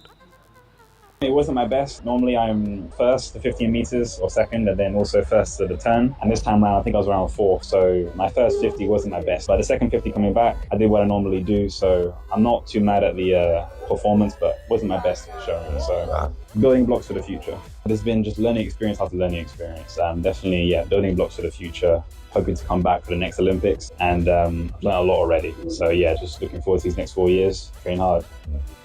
51.12 seconds was the time Harry Stacey made in his Olympic debut, which is 0.55 seconds lower than his national record time. But now we move on and hear from the former coach of Team Ghana, and he was part of the technical team at the Tokyo Olympics, Daniel Opari. He said Stacey did his best.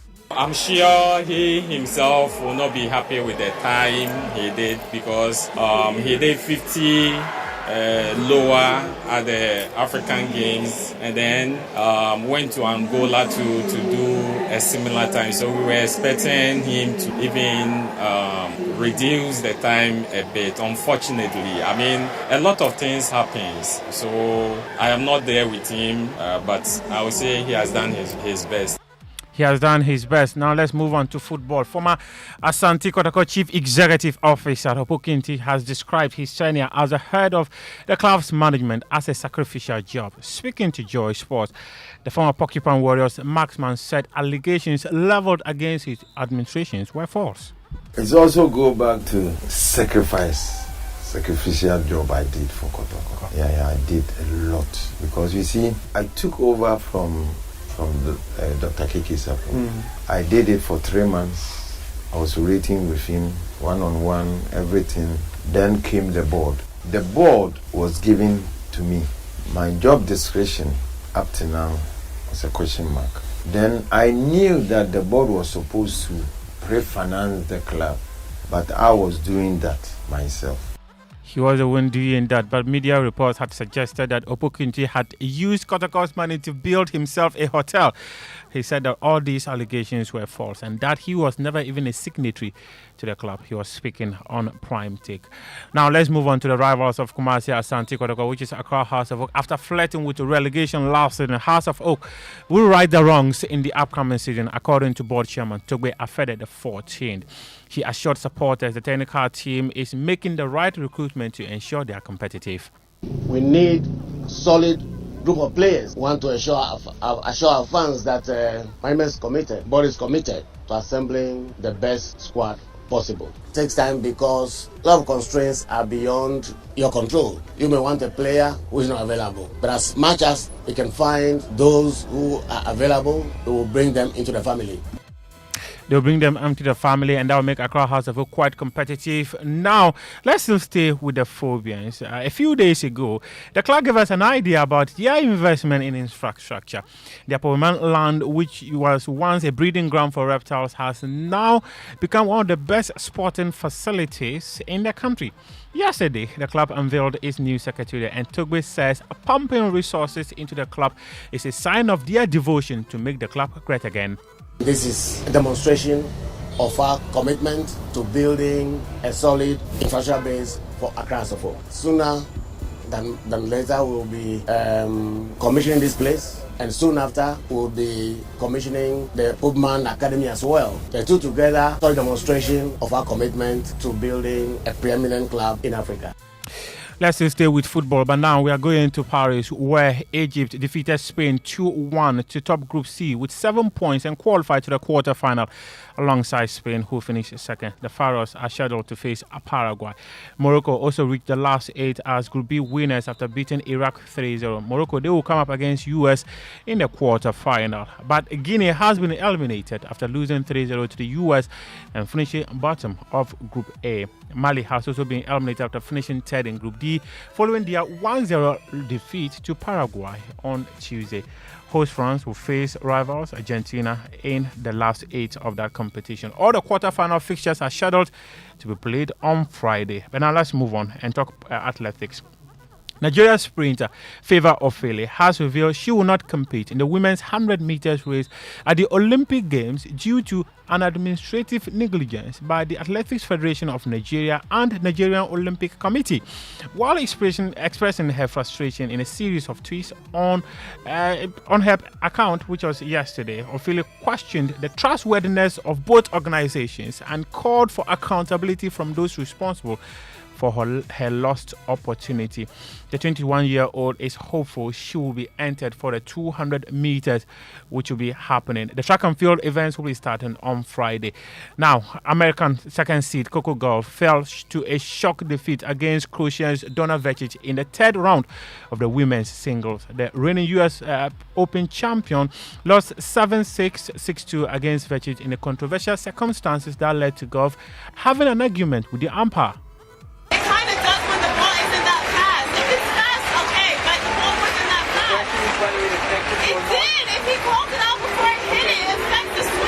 Because our forehand is like this, it doesn't go like this. I was going back to hit the ball, he called it out before I hit it.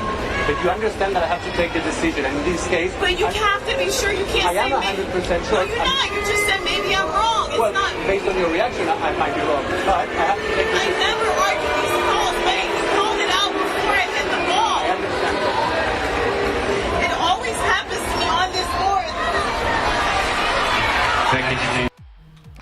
That was Coco Gauff arguing with the umpire, and guess what? She broke down after that conversation with the umpire because she felt that the decision was quite an unfair decision that was taken by the umpire. Now, Spain's dream team of Rafael Nadal and Carlos Alcaraz reached the quarterfinal of the Olympic men's tennis doubles with 6-4, 6-7, 10-2 defeat of Dutchman Talon Grispo and Wesley Kulhoff at the Roland Garros, which is happening in the Olympic Games yesterday. And also, would there ever be a gymnast that has dominated the sport more than Simone Biles, as she's now won 5 gold medals on Olympic competition? That has been your Sports Center. With me, Muftau Nabila Abla. Winston Amoa is here, and he's going to continue driving the conversation that brings you joy on Joy SMS. Yes, thank you very much, Muftau. Has Manchester United signed another player? You want to sign players? The question is not to be answered with a question. Has Manchester United signed another player? Okay. When you reach 10 signings, we'll be here to tell you because you have Ten Hag in charge. Oh, young man. Do you have a problem with Ten Hag? Oh, no. I actually don't have a problem with Ten Hag, but people say when you say but, you are negating the point you're going to make. I'm not going to negate that point. What I'm actually saying is that with Ten Hag at the wheel, there are going to be premium tiers this season. So get yourself ready.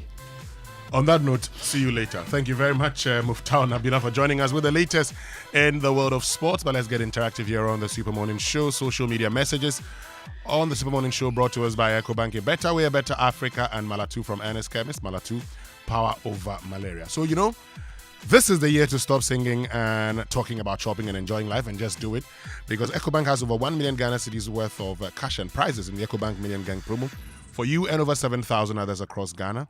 Winners will be rewarded bi-weekly, and you can be one of them, winning up to 10,000 Ghana cedis this year. So, look, other prizes include fuel vouchers, shopping vouchers, airtime, and many more.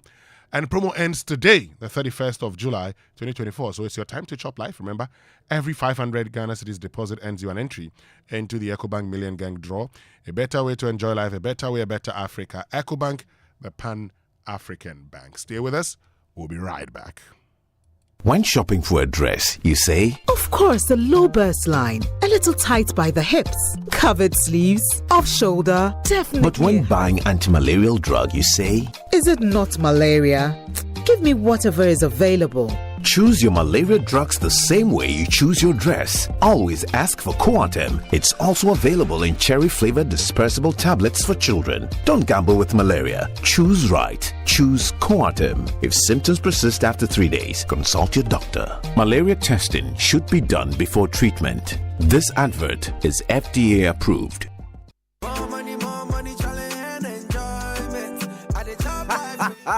We not say problem day, but you for chop life. Simply deposit cash in multiples of 500 Ghana cedis into your EcoBank account at your nearest branch, Express Point, or through EcoBank Mobile to win your share of over 1 million cedis in prizes in the EcoBank Million Gang promo, EMG. Be one of over 7,000 people to be rewarded. Hey, my God. Yes, so over 7,000 people go chop soft life from May to July 31, 2024. Be an EcoBank customer or be square. Remember, every 500 Ghana cedi deposit earns you a point for the EcoBank Million Gang today. EMG. Deposit today and win your share of 1.2 million in cash and prizes. A better way to enjoy life. A better way. A better Africa. EcoBank, the Pan-African Bank. This promo is regulated by the NLA on the Caritas Lottery platform.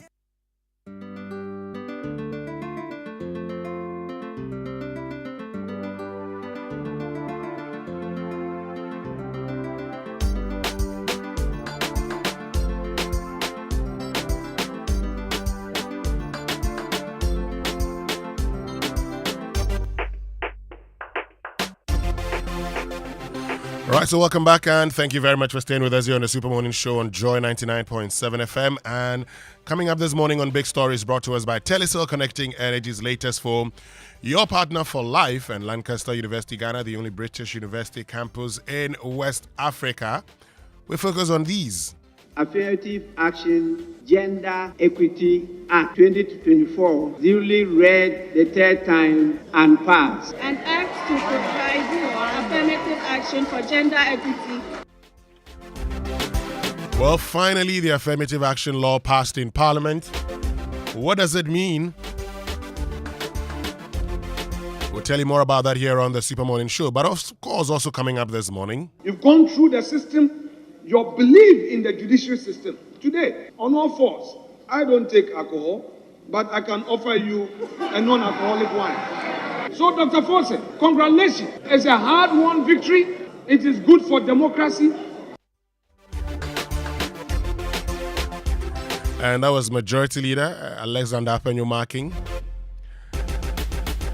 speaking after the Court of Appeal acquitted and discharged Dr. Ato Forson and Richard Jakba in the ambulance trial. We'll talk more about that. But of course, this morning also our focus will be on the impact of debt servicing post-2026 on the Ghanaian economy. That's a conversation we're going to be having here on the Super Morning Show.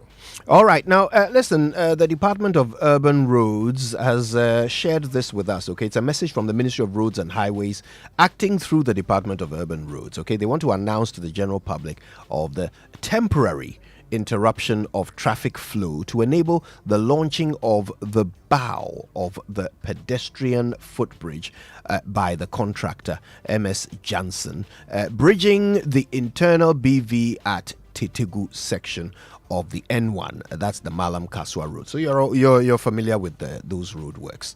This takes effect from Saturday the 3rd until Sunday the 4th of August, starting from 10 p.m. until 3 a.m. Okay, so there'll be partial closure for crane positioning, and the bow bridge will be lifted on one half of the carriageway.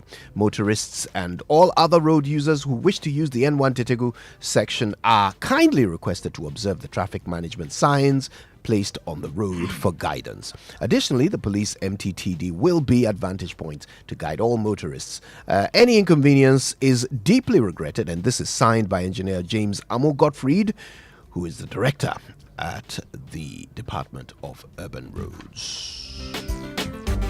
So picture this, you're lying in bed after a long day seeking comfort and relaxation, but you're met with, mattress that sags beneath you, a reminder of shortcuts and compromises. Your comfort and well-being should have never been compromised, and that's why we at Latest Foam prioritize quality above all else. Step into our showrooms and experience the difference for yourself. Our high-quality mattresses and furniture are crafted with your ultimate relaxation in mind. Picture yourself waking up refreshed, rejuvenated, and ready to take on the day. That's the Latest Foam promise. Invest in your well-being. Choose Latest Foam. Otherwise, you did do yourself. Latest Foam, your partner for life. Visit us today and sleep better tonight. Call us on 0302 2311 55262 or 0322 008499 or visit us online, latestfoamghana.com. Now, are you ready to be the next millionaire in town? The Telecel More Money promo is getting exciting. 2 lucky winners have been rewarded 30,000 Ghana cedis each this week at Medina and Ahafo in the weekly draw. What are you waiting for? 1 million Ghana cedi grand prizes up for grabs, and it could be you. Simply reload your mobile using your Telecel Cash wallet and be part of the daily and weekly draws where you could win up to 30,000 Ghana cedis every week. Purchase data or airtime using your Telecel Cash wallet and double your chances. Making payments onto your fixed broadband also gives you a chance to be the next millionaire. The more you reload, the better your chances of winning in the Telecel More Money promo. To opt in for free, dial *500# or send the word WIN to 500 to visit or just visit the Telecel Play app. Okay, this promo is regulated by the NLA on the Caritas lottery platform. Terms and conditions apply. Telecel, connecting energies. And in today's dynamic business environment, a robust workforce is pivotal to achieving success, and that this is why we have thoughtfully designed our corporate health insurance plans to empower your employees and bolster your organization's performance. With Equity Health Insurance, your investment transcends ordinary insurance. It represents a commitment to the future of your company, and our health plans are individually tailored to accommodate the unique needs of your employees, offering comprehensive coverage and exceptional benefits. Our support goes beyond administrative tasks and premiums. At Equity Health Insurance, we're dedicated to standing by your side throughout the entire journey. Please feel free to reach out to us, beg your pardon, on 0501 515 or 0539135073 so that we can further enhance the level of service we provide for you. Always here for you, and that's Equity Health Insurance. But now time for the Joy Business Minute, brought to us by Consolidated Bank Ghana CBG. We stand with you. Anointed Electricals, the generator experts, and build free solar hybrid air conditioners, superior cooling with lower energy. Hello, welcome to the Joy Business Minute, brought to you by Consolidated Bank Ghana. We stand with you. Anointed Electricals, the generator experts, and build free solar hybrid air conditioners, superior cooling with lower energy. Forex Bureau operators will from Thursday, the 1st of August, start demanding the Ghana card as proof of identity from customers for all transactions. Fuel prices are expected to tumble between 2 and 4% for petrol and diesel and LPG in the coming days, just according to the Institute for Energy Security. Senior Manager Financial Advisory at Deloitte Ghana, Dennis Brown, is pushing for sustainable ways to improve Ghana's dollar reserves. And Japan's central bank has raised the cost of borrowing for only the second time in 17 years as it tries to normalize monetary policy in the world's fourth largest economy. And that's the Joy Business Minute, brought to you by Consolidated Bank Ghana. We stand with you. Anointed Electricals, generator experts, and build free solar hybrid air conditioners, superior cooling with lower energy. All right, then. Anointed Engineering Services Limited is all about the sales of ultra-silent generators from 5 kVA to 2,500 kVA, and they undertake maintenance and repairs of all kinds of diesel generators. They also stock genuine spare parts of all kinds for various generators and also do generator rental. They have branches across the country. You can find their latest branches in Amrehia at Frims Oil on the main Adenta Dodua Road, in East Legon at Lagos Avenue opposite Tom Reek Hotel. In Tema, they are on the Tema General Hospital Road, Community 9, just after the overhead. And in Kaswa, you find them off the Weja Kaswa Road near Simaf Cement Depot. They are in Odoko as well. That's their head office, number 77 Anointed House, which is off the Odoko Malam Road here in Accra. Here's the number, 0243 480 334. Right, so stay with us. We'll be right back after these messages from our partners. Beautiful people, we are live in town, soaking in the excitement about the partnership between Access Bank and PABS, revolutionizing the way people move money across Africa. Let's hear directly from those reaping the benefits. It's a relief. Anytime I send money back home, my family receives exactly what I send them, instantly. I'm studying in Ghana, but originally from Nigeria. With this service, my parents send my school and hostel fees directly, and they do it with so much ease. I run a fashion business. Let me tell you, sending and receiving money across Africa without those annoying forex fees has really cut down our operational costs. Benefit from instant payments across Africa with zero foreign exchange hassle. Visit our website www.ghana.accessbankplc.com or call our toll free on 0800 00 4400 for all your cross-border payments. Pass it with Access Bank. Access Bank, more than banking.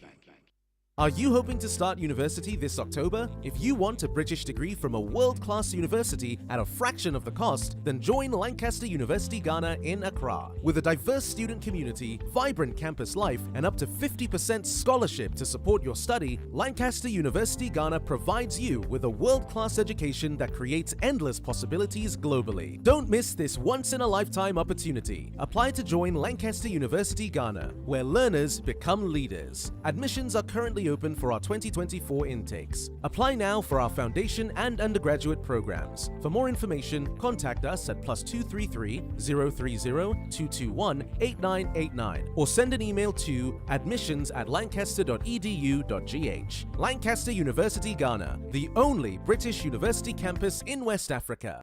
Ghana fue, tell the more money promo nabo. Everybody likes money, but what do we like more than money? More money! Join the Telecel More Money promo and win money, more money, and even more money. Simply opt in for free and reload your mobile and broadband and be the lucky winner of the 1 million Ghana cedis grand prize. Also win cash prizes of up to 3 million Ghana cedis in the daily and weekly draws. Opt in for free by dialing *500# or send WIN to 500, or you can opt in on the Telecel Play app. The more you reload, the higher chances of winning in the Telecel More Money promo. Keep loading, win, and be a millionaire. Telecel. Connecting energies. Terms and conditions apply. This promo is regulated by the NLA on the Caritas Lottery platform. Hey, Cashman. Yeah. Don't you know Nana has assembled all of us and you are here making calls? My generator is spoiled too. So I'm calling a renowned Ghanaian company with an excellent track record in the sales and repairs of generator sets in Accra to come and repair for me. Oh, is it Anointed Electricals? Yeah. Anointed Electricals deals in quality and genuine generators with high fuel efficiency. We also rent generators. They sell quality generators from 10 kVA to 2,500 kVA. They have spare parts of other generators and can repair every faulty generator set even if you didn't buy from them. Look, now we don't have any electrical problem in Accra. Oh, how? Because Anointed Electricals is right here at East Legon, Lagos Avenue, opposite Tomric Hotel. And that's why Nana is calling us. Okay. Yes. If you want to buy a brand new generator or repair the old one, visit Anointed Electricals. Or if you are within Accra, call our hotline 0246 423 534 or call 0243 480 334. They have qualified and dedicated men on 24-hour after-sales service. Then let's go and listen to Nana. Let's go. Hey, gosh, after giving you the hint, won't you give me anything? Anointed, the generator experts. Enhance your business operations with the HP Color LaserJet 150 NW printer. You can print, copy, and scan up to 19 pages per minute with high-quality mobile scans or customizable shortcuts in the HP Smart app that delivers effortless use from wherever you work so you can focus on growing your business. Take advantage of its Wi-Fi direct printing and intuitive touchscreen, which are both designed to simplify your day. With the HP Color LaserJet 150 NW printer, experience fast and easy setups and improved overall printing efficiency with a 20,000 page duty cycle built to keep you and your business secure and moving forward with embedded security that is pre-configured out of the box to detect and stop attacks. The HP Color LaserJet 150 NW printer is available at all Kompu Ghana stores. Visit kompugana.com or call 0302 752 020 for more information. Coffee in your cup and joy on the set. The Super Morning Show is always the best bet on Joy 99.7 FM.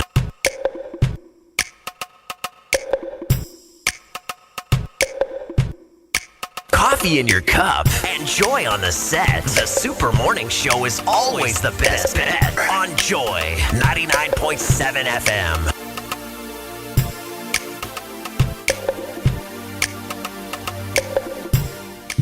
All right, welcome back. It's the Super Morning Show. Lots coming up. We're going to have that all-important conversation about who...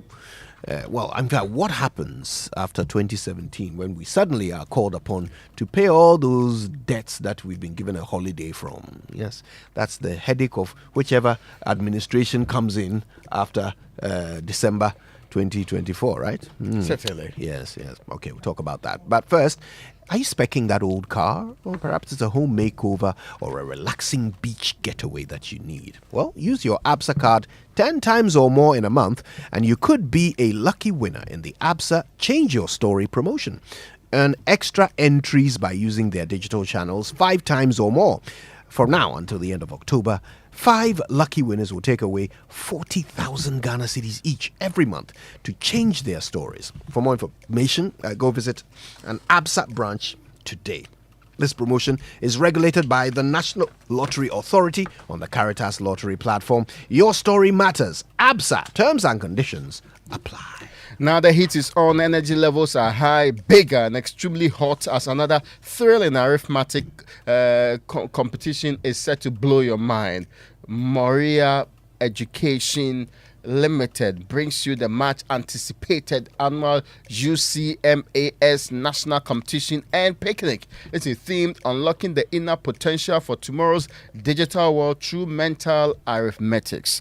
Now, this is scheduled to happen at the Pentecost Convention Center at Kaswa from the 9th to Sunday, the 11th of August 2024. Oh, yes. Don't miss out on the fun-filled educational experience. Come witness an outstanding display of brain power, speed, confidence, and mental agility. Side attraction includes bouncing castles, trampoline, face painting, train ride, BECE challenge, and other exciting fun activities. Folks, what time is it? It's UCMAS time. Yeah. You took your time with the first two sentences. I wanted to be sure. People say that the thing is coming through small. Yes. So we are seeing less of the monkey sim and more of the other one. Yo, look, if you guys could watch us when we are reading these messages from our partners, if you could watch us on the cameras, you have to manage the management. Charlie. Anyway, I've got one here from the Ghana Revenue Authority. They want to remind all persons registered for VAT NHIL Get Fund Levy that the VAT NHIL Get Fund Levy and Communications Service Tax, that's the CST, returns from the month of June 2024 should be submitted on the VAT NHIL Get Fund Levy and CST returns forms no later than Wednesday the 31st of July 2024. That's today, okay? The very last working day of the month. So file your VAT NHIL Get Fund Levy and CST returns early and avoid payment of penalties. For VAT NHIL Get Fund Levy, the penalty is 500 Ghana cedis and a further penalty of 10 Ghana cedis for each day the returns are not submitted. For CST operators, late filing of returns attracts a pecuniary penalty of 2,000 Ghana cedis and a further penalty of 500 Ghana cedis for each day the return is not submitted. So, listen, they want to encourage taxpayers to file their returns online via taxpayersportal.com. That's taxpayersportal.com. And also to note that in line with the GRA cashless policy, both check and cash payments should be made at any of the 23 designated banks, the Ghana.gov platform, or via USSD code *222#. Remember to submit the June 2024 returns no later than Wednesday, the 31st of July 2024, which is the last working day of the month, and avoid paying penalties. Please get in contact with them by email on info@gra.gov.gh or by WhatsApp on 055-299-0000. You can also try 020-063-1664. And that's from the Commissioner General. Now, the best investment you can make is to invest in your child's education. A good school with international standard education and facilities that will nurture your child and give them the right fundamentals to be great in the future. Let me introduce you to Metro Gold Schools. Yes, Metro Gold Schools is located in Ablekumakev. Admission is ongoing for Cambridge education. School starts from creche, grade 9, children from the ages of 3 months to 14 years. Rush now for the September intake, and school starts on September 10th. Metro Gold Schools has a modern facility and serene environment conducive for learning. It has boarding facilities, a tennis court, basketball court, swimming pool, and an AstroTurf pitch. Enroll your child now. Call or WhatsApp 0548 050 108. That's 0548 050 108. Or you can visit mgs.edu.gh for admission details. Metro Gold Schools. Your child deserves quality education. Absolutely. Yeah, your child also deserves healthier and stronger teeth. So let's take some time with the dentist, thanks to Pepsodent.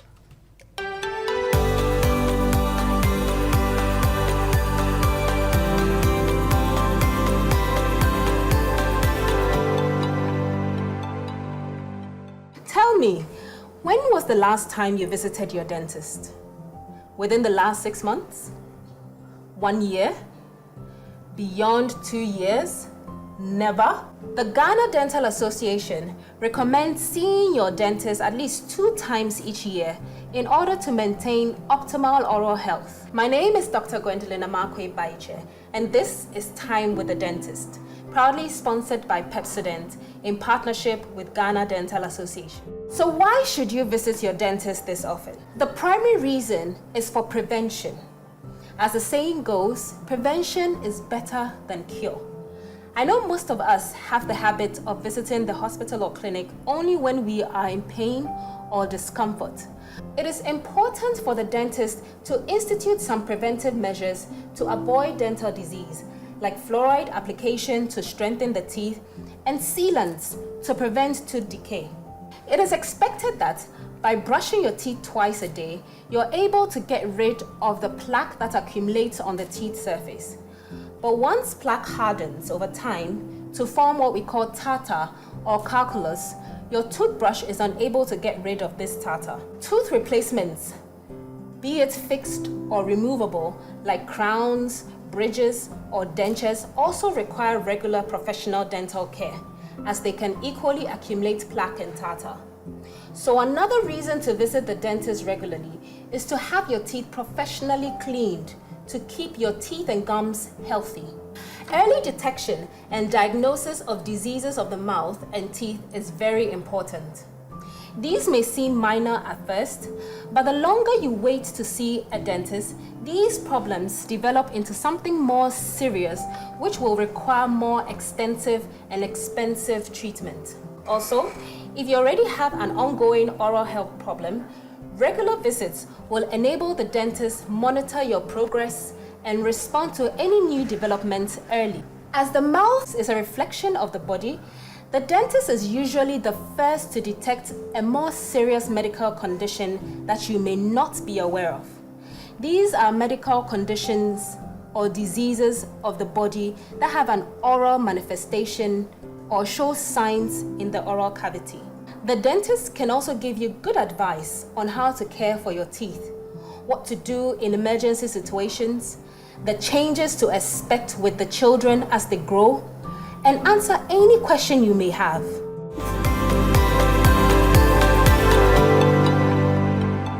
Bleeding gums is one of the early signs of dental trouble. So what should you do when your gums are bleeding? Visit your dentist. All things being equal, an adult should have 32 teeth. Prevention is better than cure, and actually easier on your pocket. Consider scheduling an appointment with your dentist if you haven't yet. Remember to brush day and night with a fluoride toothpaste like Pepsodent. Your health is your responsibility. This campaign is brought to you by Pepsodent in partnership with Ghana Dental Association.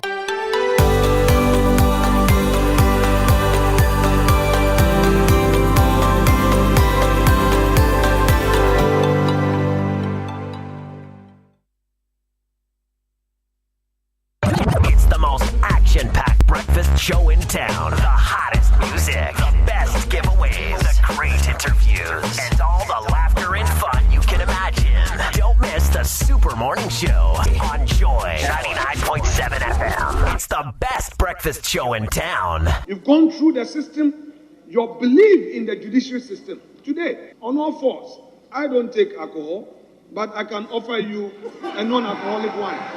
So, Dr. Forson, congratulations. It's a hard-won victory. It is good for democracy. Can now proceed to put the question. Honorable members, those in favor of the motion, say aye. Those against, say no. No. Well, definitely the noes have it. And truly, the noes had it. And the motion is accordingly rejected. The figure, you take 250 million and then about 94.8 is going for consultancy. Let's figure this to explain this properly. Please, we need to reject this one. We don't need it because it is going to impoverish us. It's not be easy. We need to move together. It is not a bill for just women. It's a bill for all of us. It's a bill for development. This is the first stage. We have passed the law. We have to appropriate adequate resources for the ministry to lead the implementation of the provisions that we have enacted. So we've just started. Don't let's celebrate and don't really put in place the vision that we have created for the country. But more importantly, I hope that members will commit themselves to the constitutional reforms. We need to do more there to be able to create this free and just society we are looking for, to liberate more of our women, to be able to support us, to be able to develop Mother Ghana. With this, I thank all of you for your support, and may the good Lord continue to bless Ghana. Coffee in your cup and joy on the set. The Super Morning Show is always the best bet on Joy 99.7 FM. It's your first Thursday special treat at Achimota Retail Center every first Thursday of the month. Let's take your first Thursday of the month to a whole new level. Join us Get Fit with ALC in August, Bingo or Quiz Night in September, karaoke in October, fashion events in November, and open air jam with DJs and hype men in December. It's going to be an amazing experience you won't want to miss. You will also get to enjoy discounts on pizza from Pizza Inn. Buy one, get one free. Come and enjoy an unforgettable time with us every first Thursday at ALC at Shimota Retail Center. And your vibes in Kwan. Looking for a home in a safe, secure, and luxurious environment? Alphabet City has just what you need. Join our gated community in the lively precincts of Sacramento for a carefully crafted home that provides you with peace of mind and a safe space for your children. Alphabet City boasts of leisure and recreational facilities to ensure your mental and physical well-being, a good road network, 24-hour surveillance systems and security, water, and electricity, serving as a safe haven. Let's meet your needs. Book a tour today. Find out more on www.wadely.org or call 0240-111-119 or 0504-499-999 to make the right investment in a home. Alphabet City, the ABC of Home Sweet Home. Hey, Eradi, where are all these high bills coming from? Now, where they made it here? In these times of high electricity tariffs, Build-Freeze solar hybrid air conditioners are your sure bet to cut down on electricity bills. Build-Freeze cool your buildings comfortably with very low energy consumption. The amazing part is the air conditioners are built with the latest German technologies that give you 80% savings on energy consumption compared to traditional air conditioners. Build-Freeze come with a 6-year warranty and free after-sale servicing for a year. Please call us for purchases on 053-1100-915, 053-1100-915. Build Freeze, superior cooling with lower energy. We shouldn't have gone to that party. Masa, my head is killing me. Is that your stomach? Yes. What did you eat? I don't know. Get rid of your gastric problems with number 10 liver salt. Number 10 gives you quick, effective relief from nausea, indigestion, heartburns, hangovers, and hyperacidity. And with different fruity flavors such as orange and lemon, it's a pretty tasty way to end an uncomfortable situation. Number 10 liver salt from Ernest Chemist, because everyone needs a chemist. This advert has been vetted and approved by FDA. Happy Wednesday and welcome to Vital Signs by Sonotech Medical Center. As we wrap up our discussion on hepatitis, let's look at some treatment options. Treatment for hepatitis varies depending on the type and whether it's acute or chronic. For acute hepatitis, rest, hydration, and a healthy diet are usually enough, as the body often clears the virus on its own. For chronic hepatitis B and C, antiviral medications are key. These drugs reduce the viral load, help prevent liver damage, and can lead to cure, especially for hepatitis C. Hepatitis B can be managed with lifelong antiviral medications if needed. Preventative measures are also very crucial. Vaccines are available for hepatitis A and B. Unfortunately, there is no vaccine for hepatitis C. Stay proactive about your liver health. For more information on hepatitis treatment options, visit Sonotech Medical Center and reach us on 0242 439 467.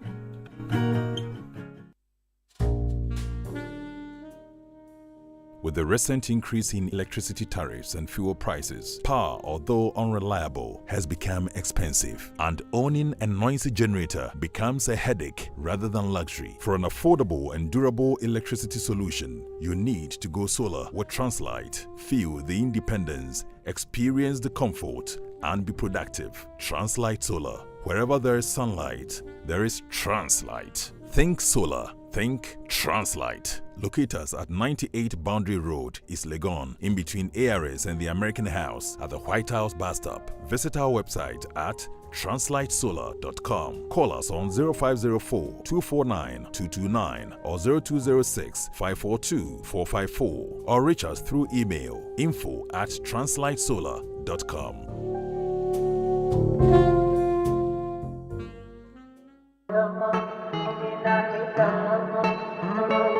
Coffee in your cup.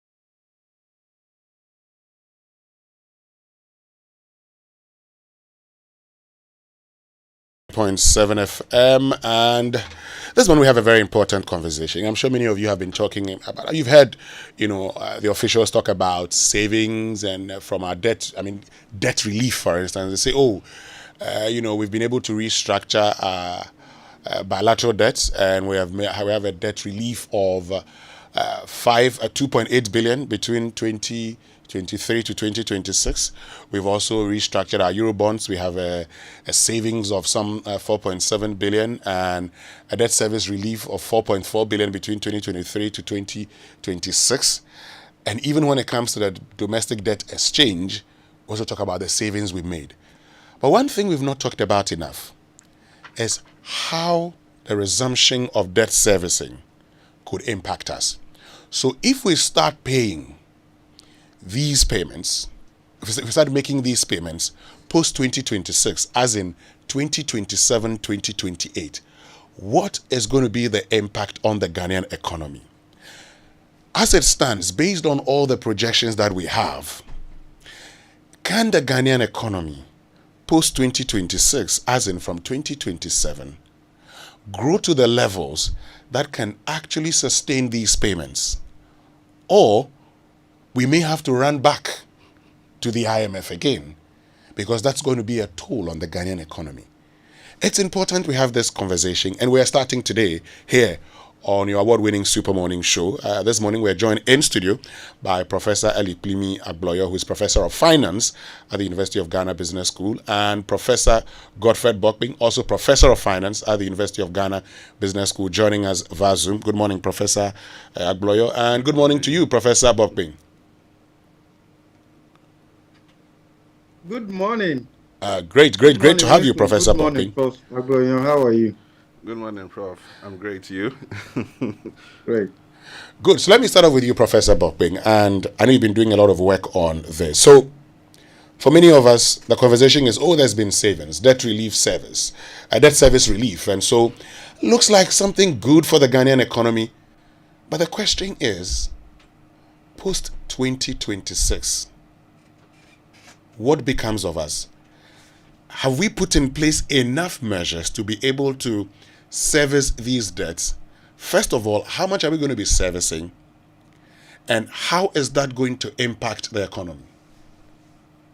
Okay, thank you very much, Winston. I think the starting point is to ask ourselves whether the debt restructuring, which is as a result of the 17th IMF supported program, will deliver a sustainable fiscal path for the country, especially post IMF supported program.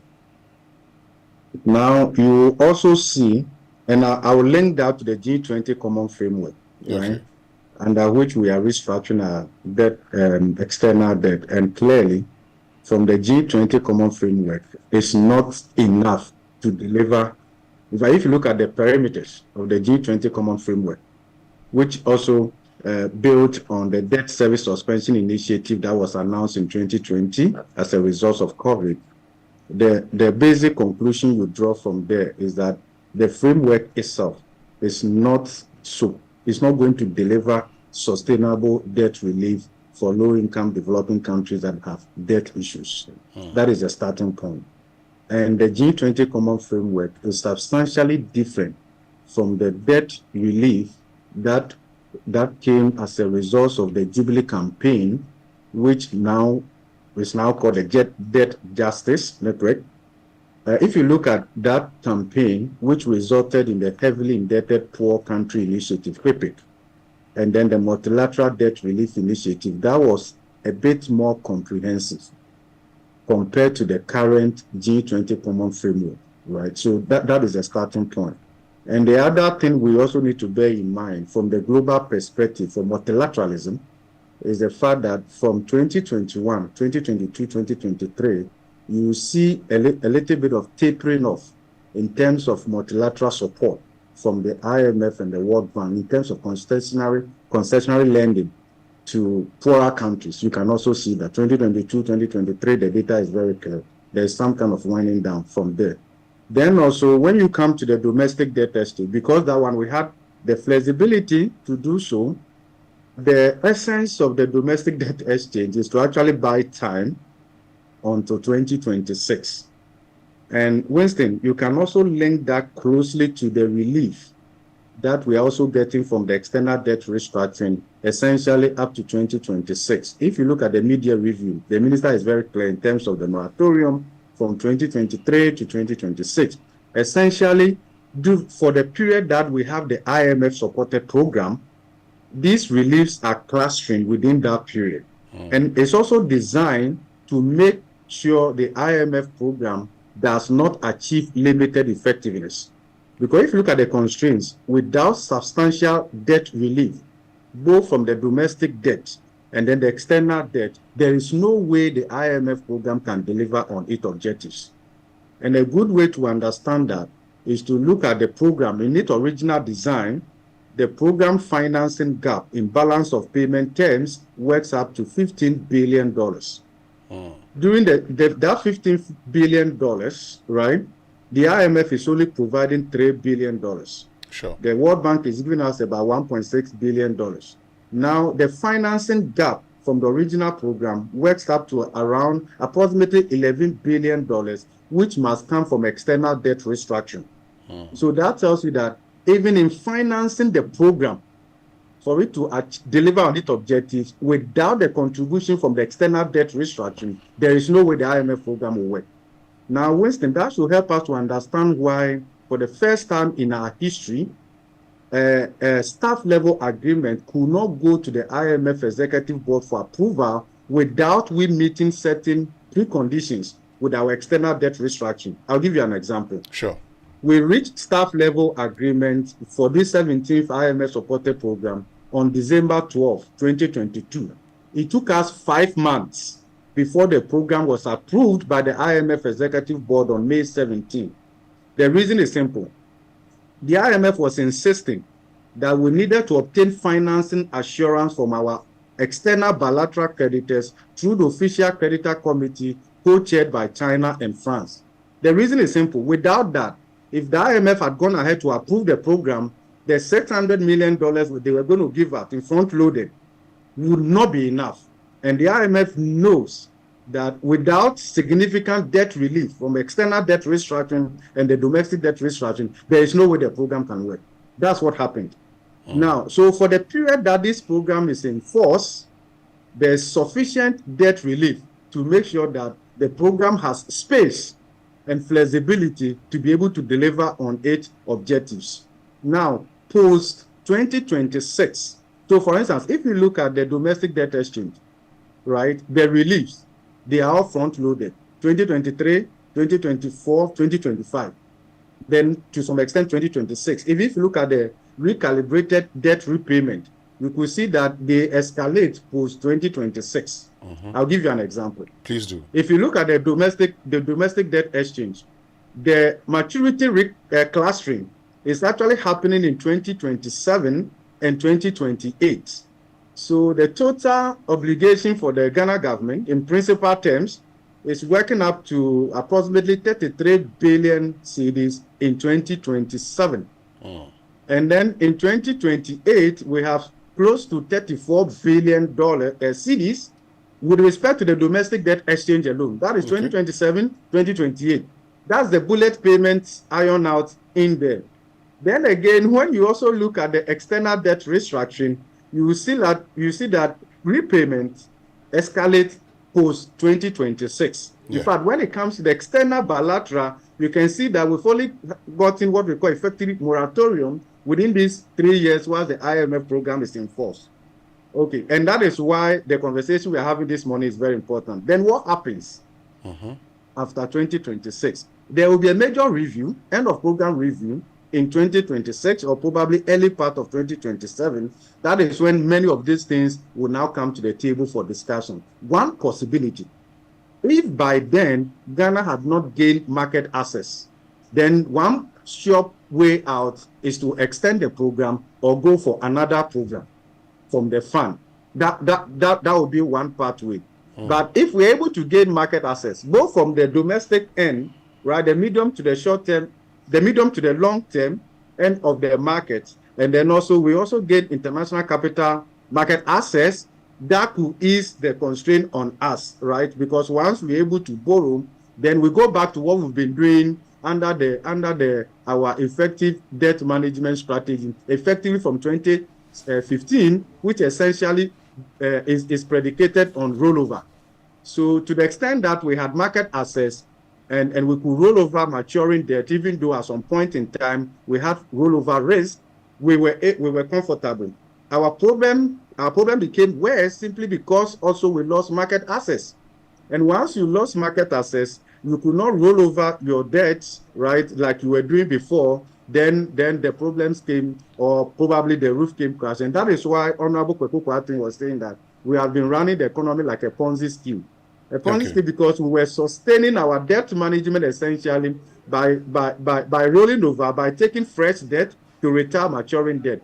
It's not peculiar to only Ghana. Government typically all over the world actually don't pay down their debt. But Prof, I mean, you've talked about bullet payments, say principal payments, for instance, in 2027 of 33 billion, and principal payments of almost 34 billion in 2028.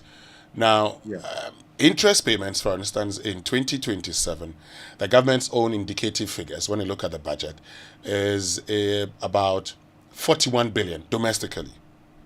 Yeah. 41 billion. If you were to add that, you're looking at some 73 billion. Now, government again indicates that by 2027, its external interest payments about some 18 billion. If you were to add that, you're looking at some 93 billion. But this is something that government prepared in last year, in the 2024 budget. I'm sure if they were to come back again, these figures might change because now we've actually been able to restructure them, and a lot of the payment may go into 2027. There's actually a recalibration in the media review. Exactly. Yeah. Now, and that is why the appropriation bill has gone down by more than 22 billion cedis to accommodate the external debt interest relief. Great. Now, this is the issue. Post 2026 by 2027, can we, as a country, how is this going to impact the over 90 billion that we must pay in debt servicing? How will that impact the economy? Okay, so post 2026, the benchmark, the way we judge it is that would Ghana be able to meet its financial obligations? Yes. As and when they fall due, without significant adjustment to fiscal policy and financing decision? The answer is no. The answer is no. Why? One possibility, no, because if you put all these things together, of course, the interest component is accommodated through the budget as an expense. The principal will roll it over through amortization once we gain market access. Yeah. But Winston, that's not the only thing. That's not the only obligations on Ghana government. Go to the energy sector. Is that okay? The energy sector shortfall on projected basis between 2023 and 2026 is working up to around 98 billion cedis. Currently, so that has not been factored. In our history, for the first time, under the 17th IMF supported program, we decided now to create a budget line to accommodate the energy sector shortfall because we're treating it as off balance sheet. Okay, so now we've costed that. We know the total obligation. We know the shortfall. And this is, so on annual basis, we are looking at more than 23 billion cedis that Ghana government must make up in order to keep the lights on. Currently, Winston, we don't have that fiscal space. You understand why yesterday in Parliament, there was a loan discussion, right? Yes. So, as part of the IMF supported program, we have developed a comprehensive strategy to deal with the energy sector. Your ability to translate the strategy into actual depends on resource reconfiguration. We don't have the money. We are talking about a loan and the rest of them, okay? So, substantially, the conclusion is that there is no way we'll be able to meet these financial obligations without altering our fiscal policy and financing decision. We will only do so at great cost by crowding out priority spending in the area of budgetary allocation to agriculture, health, education, social protection. Winston, it's already happening. If you look at ACEP, African Center for Energy Policy, has actually done this work to help us a lot. If you look at the energy shortfall in 2023 alone, it's far more than the budgetary allocation to Ministry of Agriculture and Food and Agriculture, Health, Education. I mean, many of them. It's far more than that. So what we have been doing in the last couple of years or decades, actually, is that because debt servicing, governance costs have been posing greater fiscal constraint on our budget, we are not allocating sufficiently to other priority areas that can actually ease the burden or the suffering of Ghanaians. That is what is happening. So hold on a minute on that, Prof. Hold on a minute on that. So you're suggesting that I'm not suggesting. That is the data. You hold on. So per the data, post 2026, we may not be able to spend in areas that would bring relief to Ghanaians because a lot of our expenditure would go into debt servicing. Yeah, that's what we call crowding out of priority spending. That's what will happen.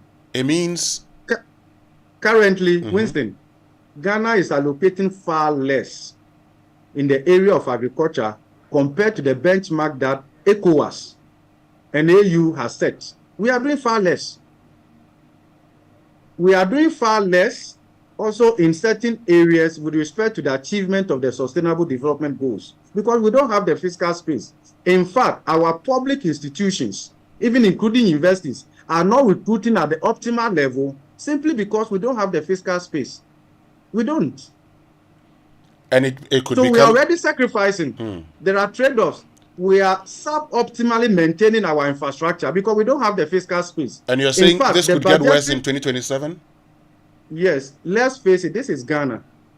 This is Ghana. Let's discuss it objectively. Let me give you an example. Please do. In terms of infrastructure maintenance, we are allocating far less. The budgetary increase you see is not even enough to offset inflation, price development. So real spending is actually negative. And we are also not spending appropriately in enhancing the real infrastructure stock. To do so, you have to go for borrowing. And because we don't have the fundamentals, even as a medium debt carrying country, we are a debt distress, you can't borrow at a lower rate. In 2022, Winston, when we were advising government in the third quarter of 2021 to go to the IMF, and they said they won't go today, they won't go tomorrow, and the then Minister of Finance told us that they will be able to generate alternative financing, even though we've lost market access. We went to Afrexim Bank. Winston, check the interest cost that we are paying on that facility. It's huge. So those are so let's face the reality. And then we also talk about the solution, right? So the understanding is that if you look at projected GDP growth from now, also from the IMF, from now to 2029, you look at real interest rate, and then you look at the fiscal deficit program, then you will see that the projected GDP growth is not sufficient to shake off these burdens. It's not sufficient. What's the projected GDP growth? What's the projected GDP growth, and why do you say it's not sufficient? So we scale it up from 2.8% in 2024 in the original budget to 3.1%. Yes. Winston, our population is growing at slightly above 2%. That's not enough. Even if you relate that to population growth, it's not enough. Okay? To increase our GDP per capita, it's not enough. Then again, look at 4.4, 5% going for the rest of them is below our potential. So, like we say in economics, the most effective way to manage your debt is to grow your economy and export more. When your export earnings align well with your external debt, you are covered in terms of the exposure to some extent. Okay, so check our export performance. Okay, and because of that, I see that the CD depreciates. Now, go to the media review. The Minister of Finance is telling us that the depreciation of the CD, especially with respect to the dollar, because our external debt, majority of them are settled in USD. The depreciation alone has caused our public debt to go up by more than 20%. Yes. That's the depreciation. So the depreciation doesn't affect only you and Guta and the others. It has implications for our public debt valuation. So when you mark it to market by converting the external debt to CD terms for purposes of reporting, because our functional reporting currency is GHS, CDs, your public debt goes up. Okay, that's what happens. Okay, and that is what we've gone through over the years. So when the CD depreciates, it doesn't affect just you and I. It affects the government also, and it has implications for debt sustainability. So one way of managing your debt, we say, is to maintain stable exchange rate. So Winston, the import of all that I'm saying is that if you look at the outlook, we can play politics with this and say that there's no problem at all. But the reality is that we may be honoring these debt obligations in the face of this constrained growth at a great cost by crowding out priority spending. And at the end of the day, when it happens that way, there's no way you can engineer inclusive growth that would also effectively lift millions of Ghanaians out of poverty. Let me give you the data. Maybe it will help. Sure. So poverty at the lower end is averaging 27%. But you know the interesting thing, Winston? Lower middle income poverty is rather high. And upper middle income poverty is rather high in Ghana. On projected basis, all the way up to 2026 and even beyond, it's very high. So what that tells you is that I'm sure you are not in the lower, you are not in the extreme poverty 2.15 or so. I haven't seen your salary, but the way you look this morning, I can put you probably in the, should I put you in the upper middle income class? Thanks be to God. Remember that has tax implications, right? At 35%. Yeah. Okay. So the development we've seen actually from 2021 has actually impacted the middle class more. Yeah. And actually dwarfed our purchasing power, even if you measure it in 2017 purchasing parity terms. So this is like a crisis of leveling up, right? So a lot of middle class, lower middle class, and then upper middle class are sliding down. That is what is happening. Okay. So even now that we are talking about growth recovery, you can see it's very pricey, expensive. It is a recovery that has left millions of Ghanaians behind. Oh, did you read the World Bank report, right? Yes. 2022, that the inflation caused over 850,000 Ghanaians to go into extreme poverty. Yes. The question we should be asking ourselves is, this recovery we are celebrating, has it lifted those people out of extreme poverty? Just hold on 1 minute for me. Just hold on 1 minute for me, Prof. Let me bring in Professor Agboyo into the conversation. Because Prof. Agboyo, I've been listening to Professor Bokbing, and I'm sure the question many people will be asking themselves is, as it stands now, can we pay our debts post-2026 based on all the, data that has been provided, if we don't get access to the capital markets? Yeah. Okay, so thank you for the question and good morning to your listeners. So in essence, we've pushed the can down the lane. A lot of the payments are going to occur post-2027. Where we do have some fiscal space now, that makes things easier for us. So as the Minister of Finance said, on the $13.1 billion Eurobond, they are cancelling $4.7 billion, and we are having debt service relief of about $4.4 billion. For the official creditors, it's $5.1 billion. Again, we have relief of about $2.8 billion. Yeah. And then for the independent power purchasers, we are saving about $6.6 billion over the duration of those agreements. So that has provided some space, and I think that we should see it as an opportunity to try to put our house in order. Other than that, there's a very high risk that in 2027 we'll struggle to pay. So some of the things we need to do, like Prof. Buckman has mentioned, is that we need to maintain exchange rate stability.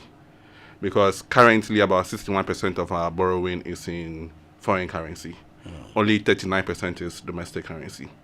And consequently, if the cedi keeps depreciating, we'll struggle to pay the loans. And those loans will become actually more expensive because you need more cedis to pay the same dollar equivalent loans. So that is one risk. Number two, we should try to increase our revenue.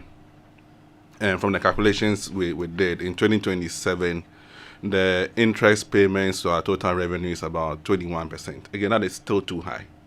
The international benchmark is 10%. So your interest payments compared to your revenue from taxes and grants is 10%. Between 10% and 15% is moderate. Above 15%, you are entering into debt distress. Okay, so if it's at 21%, it means by that time we'll still be debt distressed. But the whole plan of going through a debt exchange is to reduce our levels, and by 2028 we said we should be fine. So it's come down actually. So if you look at it in context, right? In 2010, our interest payment to revenue was about 15%. It increased, if you look at that trend, it increased all the way to about 44%. So let's say you make 100 cedis, you use 44 cedis just to pay your debt. That's at 2021. But it's come down now to 27%. So hopefully this opportunity provided by the IMF program and the debt restructuring should help us put our house in order, try to gain exchange rate stability, increase our revenue, because your denominator is revenue. So if you're able to increase your revenue, that makes your debt more sustainable.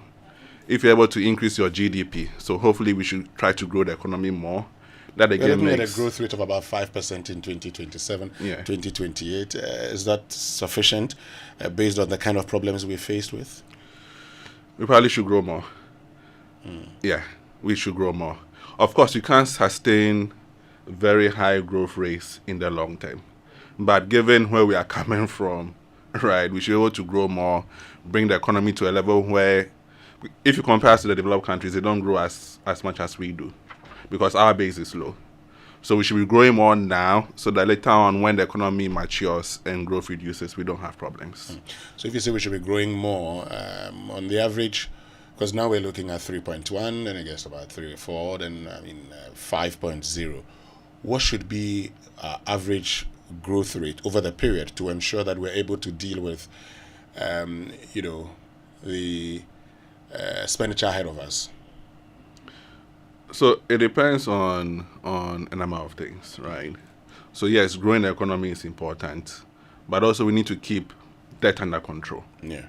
Right, because that's also one factor in determining your debt to GDP ratio. So we need to keep debt under control. We need to increase revenue. Corruption is also a big thing. Most of the money that we gets siphoned out from the state, right? That money, like Prof. Workman said, could have gone into agriculture, health, roads, etc. So we need to keep corruption under control, reduce expenditure, increase our revenues from taxes. One way is to probably digitize the property tax collection system that we have been talking about for a very long time. We do collect property taxes, but it's not sufficient compared to other countries. There are many homeowners who don't pay any taxes. Let me bring in Professor Bokwing at this point, and as we look at the way forward. But Professor Bokwing, okay, just hold on for me 1 minute. I need to go for a quick break. When I return, by just way of clarification, in 2027, how much are we likely to pay from all the debt relief service? And what must we do to be able to pay these? We'll be right back.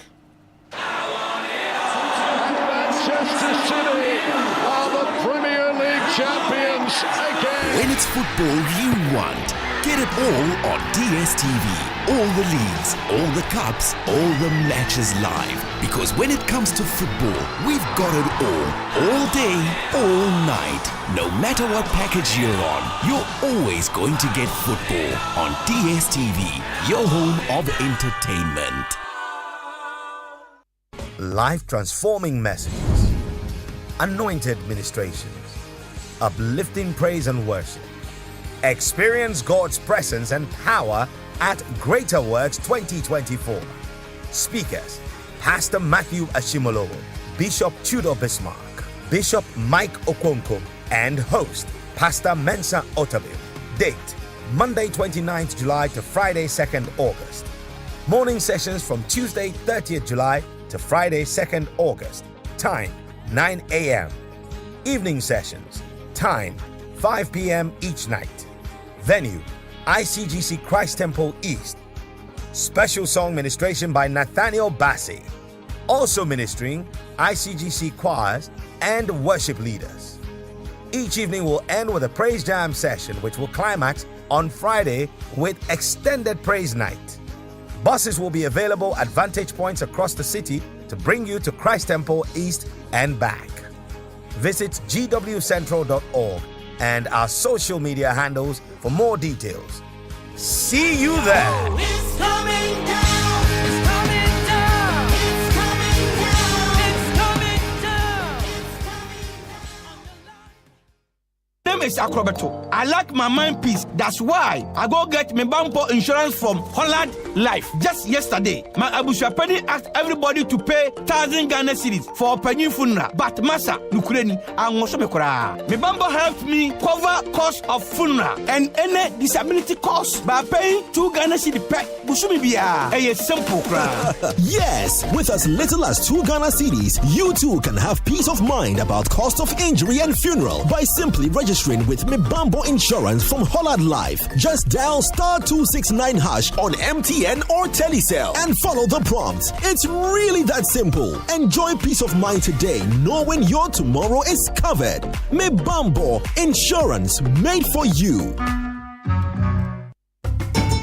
Attention, facility management professionals. Get ready for the event of the year, the IFMA Global Africa Conference in Ghana, August 1st and 2nd at the UPSA Auditorium, hosted by the International Facility Management Association's Ghana chapter. This is your chance to meet the world's top FM experts, thought leaders, and innovators. Immerse yourself in groundbreaking keynotes, interactive panels, hands-on workshops, and unmatched networking sessions.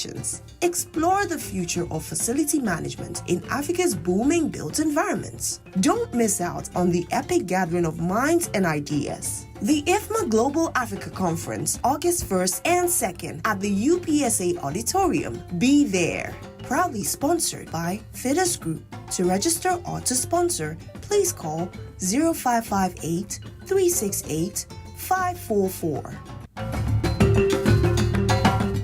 These LPG stations, do they even have permits to run? LPG stations are safer now than ever.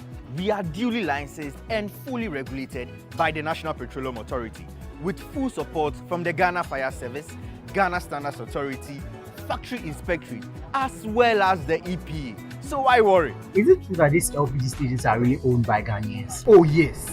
By refilling your gas cylinders with us, you're also supporting local businesses. Sikano Ekeya. Oh yes. Protect local businesses by refilling your gas cylinders at LPG stations nationwide. Everyone is running to Bills. Enjoy the peace of mind that comes with acquiring any of our loan facilities. For whoever you are and whatever you're doing, Bills has a product for you. No susu, no deposits. All you need is your Ghana card. Call 0302-200-390 or 0596-928-33 today and live a bill-free life. Bills Microcredit is licensed by the Bank of Ghana. Bills, financing your needs. Terms and conditions apply. The luckiest. Luck is everywhere, for everyone, yeah. The luckiest. Luck is everywhere, for everyone, yeah. Doctors, nurses, barbers, drivers, bouncers, friends, teachers, bankers. You could be the luckiest. You could be the luckiest. East, west, north, south, Obia meant to be. You could be the luckiest. You could be the luckiest. Accra to Paga. Let's go. The luckiest. Luck is everywhere, for everyone, yeah. The luckiest. Luck is everywhere, for everyone, yeah. Doctors, nurses, barbers, drivers, bouncers, friends, teachers, bankers. The luckiest. You could be the luckiest. Coffee in your cup and joy on the set. The Super Morning Show is always the best bet on Joy 99.7 FM.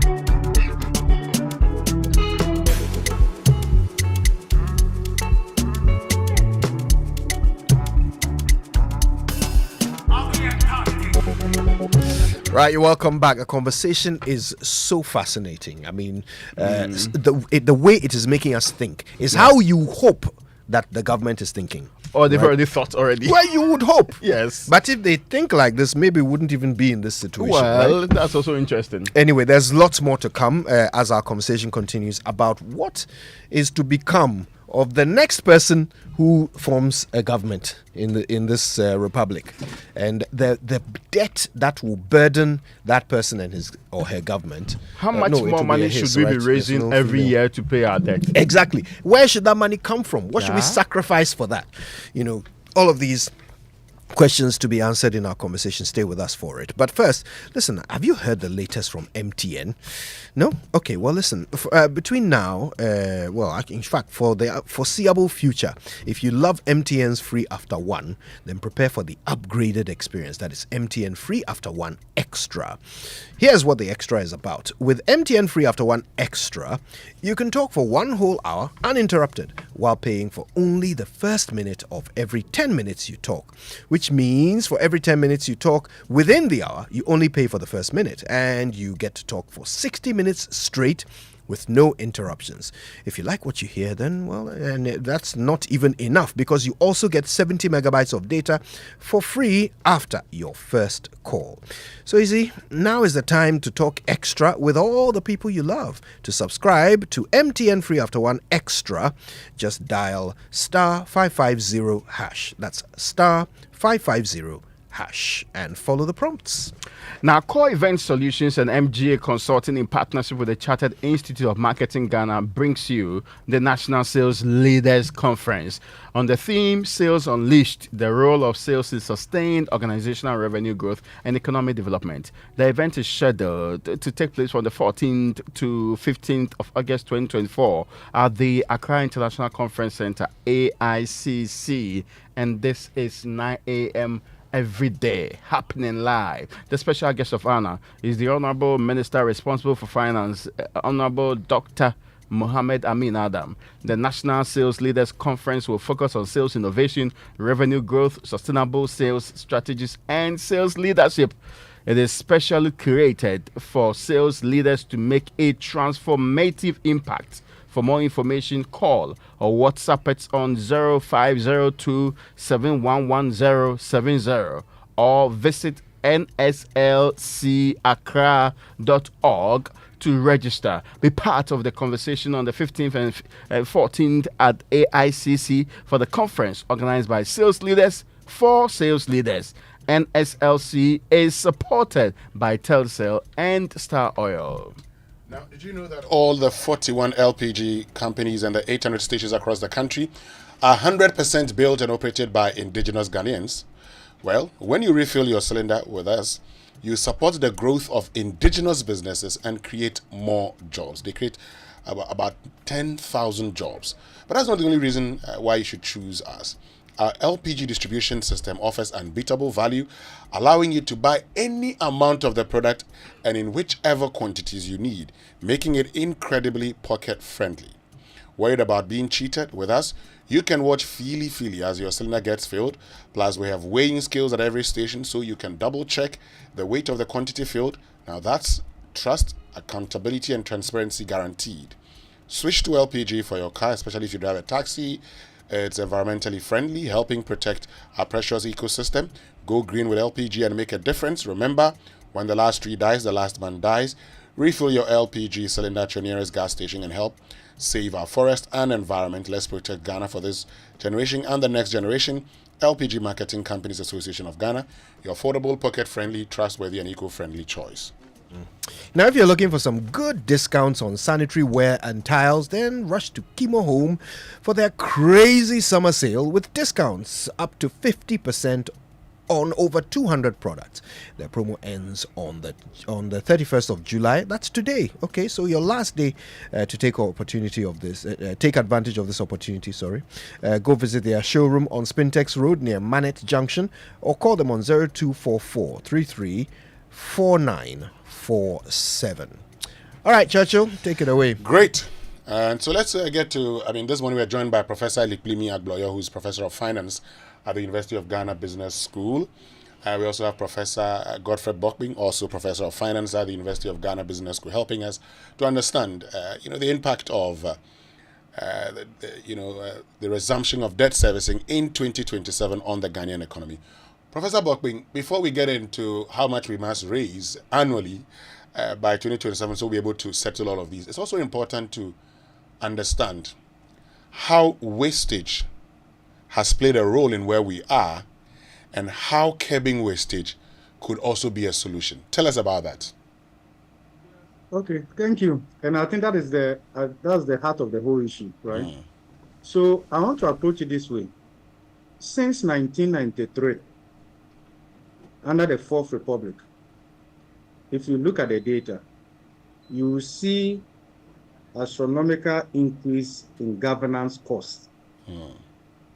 The cost of operationalizing our democracy has been rising, manifesting in central government budget allocation and then also general government.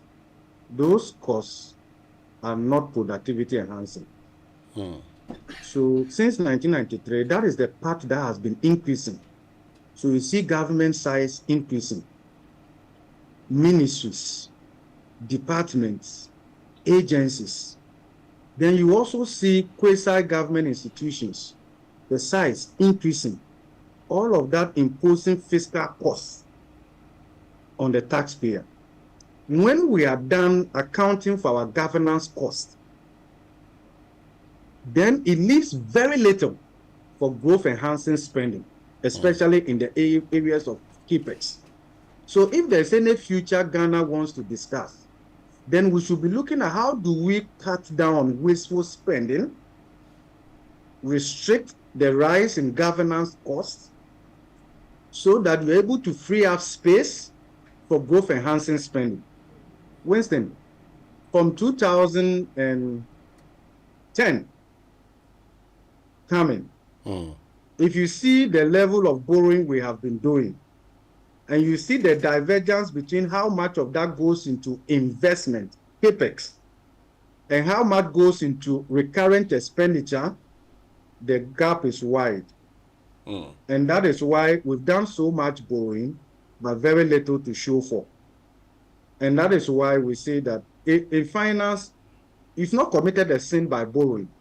If you borrow and invest it prudently in enhancing the cash flow generation capacity of the economy, the economy will be able to absorb the debt. Yes, but Prof, we haven't done that. Yes, Prof, let's look at, for instance, around 2018, we kept going to the Eurobond market. 3 billion, 2 billion. What did we use those funds for? Yeah, those are the issues. I think you should ask the government, but I can give you a little bit of insight. If you pick the total external debt, December 2022, $5.4 billion. In fact, the total external debt was $30.5 billion. The external bilateral was $5.4 billion. In settlement terms, the universe of the external bilateral debt came to $5.1 billion. The Chinese component of that works up to around $1.9 billion.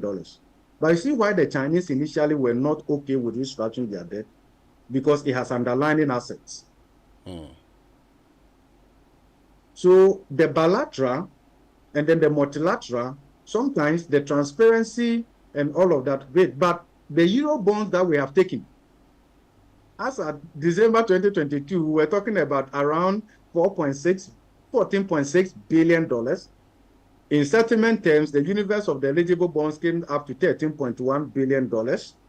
Let's ask the ministry, what have they used it for? What are the underlying assets? Of course, a portion of that went to liability management and all of it. So that is where the issue is. Okay, I will talk about solution now.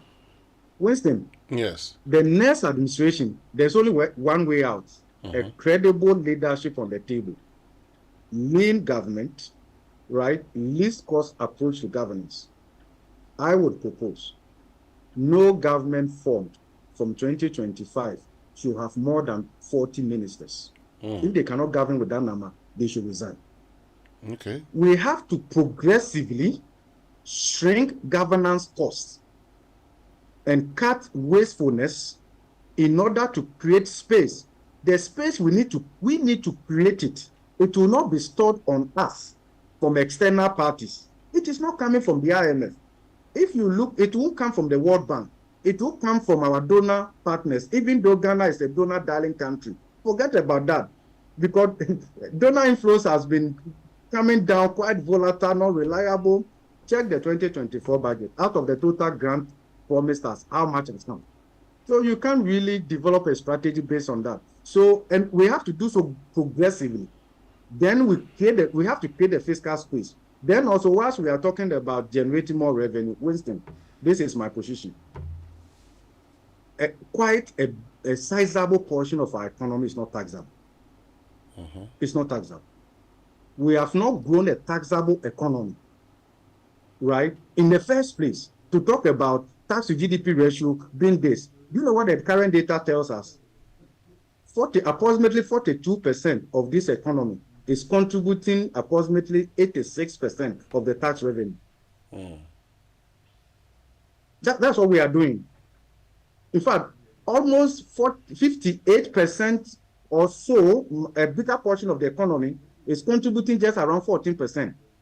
You see, pure agriculture, its contribution to GDP is around 26% or so. The tax contribution is less than 1%. Agriculture. The subsector of the economy that has been growing the last 2 decades or so, service. The subcomponent driving that is retail and wholesale, which constitute almost 17% of GDP and contributing less than 4% to tax revenue. The tax revenue drivers of our economy is the financial and insurance sector, constituting less than 5% or so of GDP and contributing more than 23%. Okay, so already the taxable aspect of the economy is overtaxed. So the more you want to generate more tax revenue, you'll be burdening the faithful few. You look at it. You look at what is happening right now. People have to be innovative in one way or the other to offset the regulatory burden from tax. Why are people clearing their goods from Togo and Cote d'Ivoire and transporting them through unofficial borders and all of it? Why are they doing so? Look at the level of taxes when you are clearing goods. Winston, go to any VAT shop, buy an item. Tax handles take more space on your receipt than the item you bought itself. How is that possible? Yeah. How can a country think like this and think that you can come out of poverty? You can't tax your way out of poverty. We are creating a financially repressed society, and it's simply because those who have gained from all of this are the politicians and the elite.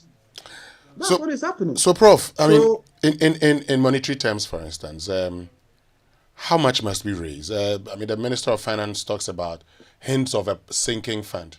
How much must we raise from, I mean, 2024 is gone now, but from 2025, 2026, and then by 2027 we start payment. How much must we raise?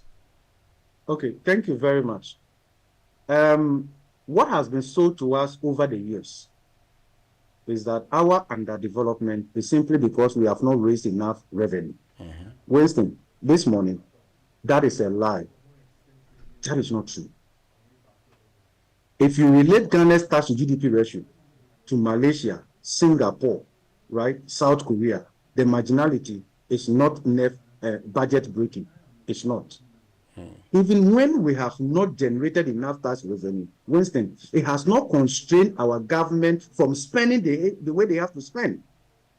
Because the difference is explained through borrowing. We have been spending, but the spending has not generated growth. You know why? Winston, it's inefficiency, a more diplomatic way of describing corruption. Let me give you the data.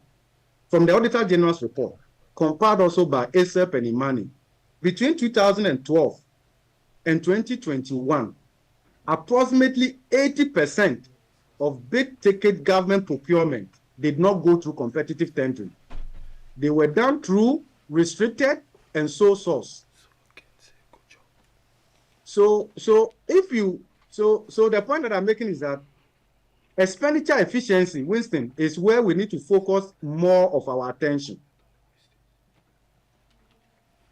More of our attention should go to cutting wasteful expenditure, pursuing efficiency with our public spending. That is where the future is. Otherwise, at this level of corruption, and look, we've turned this whole economy into a procurement economy, and the politicians are the real winners. So if you have a procurement system well designed, with one exception that says that in exceptional cases, adopt restricted and sole sourcing, a single source, and that has become the rule, you should be concerned. You should be concerned. You won't get efficiency, you won't get competitiveness from that side. So it's a combination. I think that our discussion should focus more on cutting wasteful expenditure and then also pursuing expenditure efficiency. I can tell you, even if you compare Ghana's expenditure to GDP ratio to the Sub-Saharan African average, we are not doing badly at all. We are not. Even though the tax revenue to GDP ratio is low, it hasn't constrained us from spending because we borrow the difference, and ultimately it's the taxpayer who comes to pay. At the end of the day, either through higher inflation, right, which drives the value of your lending to the government, like we saw in 2022 and the rest of them. Higher inflation essentially drives the value of your indebtedness to the government. It's just one way, right? And then also through debt exchange, right? Okay, so you see, that's why we are saying that in our history, this recovery is the most pricey and expensive economic recoveries in our entire history. The hefty price Ghanaians through taxes and then lenders to government, both domestic and external, have to make in order for Ghana to have a fresh start is enormous. And therefore we should not abuse it. So let's have that conversation. Otherwise, look, we can even tax the air we breathe. With this level of corruption and large government size. Oh, Winston, before I continue, something is happening in our neighborhood. You know the total number of ministers Cote d'Ivoire is running right now? Less than 34. Something is happening in Benin. Leadership is on the table. Do you know that when African countries lost market access in the first quarter of this year, you know the countries that are able to go to the international capital market, a tiny country like Benin was one of them. Cote d'Ivoire has also gone. Okay, so leadership matters. Okay. Leadership, look, the way we spoke 4 years ago is different. The way we spoke 5 years ago is different. We are getting to the tipping point. We can't accept any more wastefulness. And the next government must prepare for a lean government, okay, not more than 40, cut wastefulness as a way of restoring confidence in this economy. If you check the Afro Barometer survey, 9 out of every 10 Ghanaians believe that this economy is heading dangerously. With that level of negative sentiment, how do you maintain stability of your currency? Check what the governor of Bank of Ghana said during the MPC press. They've done everything they could do. Negative sentiment is weighing heavily on the currency. That's what is happening right now. If we don't believe in the common direction that the economy is going, it's going to be difficult to maintain stable currency. Because if somebody tells you right now to look up for your safety, you look down. Everybody is thinking to see how they can insulate themselves from the harmful economic effects. Prof, let me bring in Professor Eleklimi Agboyo, who's also a professor of finance at the University of Ghana Business School. But because you've talked about market access also, I'll let him end on, whether it's important to have. He has a paper on, the need for an African rating agency. We'll touch on that as a way of wrapping up. But the wastage problem, how has that contributed to our current problem? And what must we do going forward to ensure that it doesn't hurt us post-2026? Okay, so thank you for the question. So corruption has been a bane for us, right? It is difficult to put numbers to corruption, but if you look at a report from Strage, they estimate that about 20% of our annual budget is taken away because of corruption. And we've seen many instances of corruption in the country. So currently our budget is about over 200 billion. You're looking at about 40 billion of it lost to corruption. Lost to corruption. So it's something that I think that we need to tackle seriously, and that is going to limit our potential for growth. We generate a lot of revenue, about 177 billion. By expenditure, currently sits about 220 billion. So if we're able to conserve part of the money that goes into corruption, we can invest in schools, hospitals, roads, and actually infrastructure that positions us for future growth.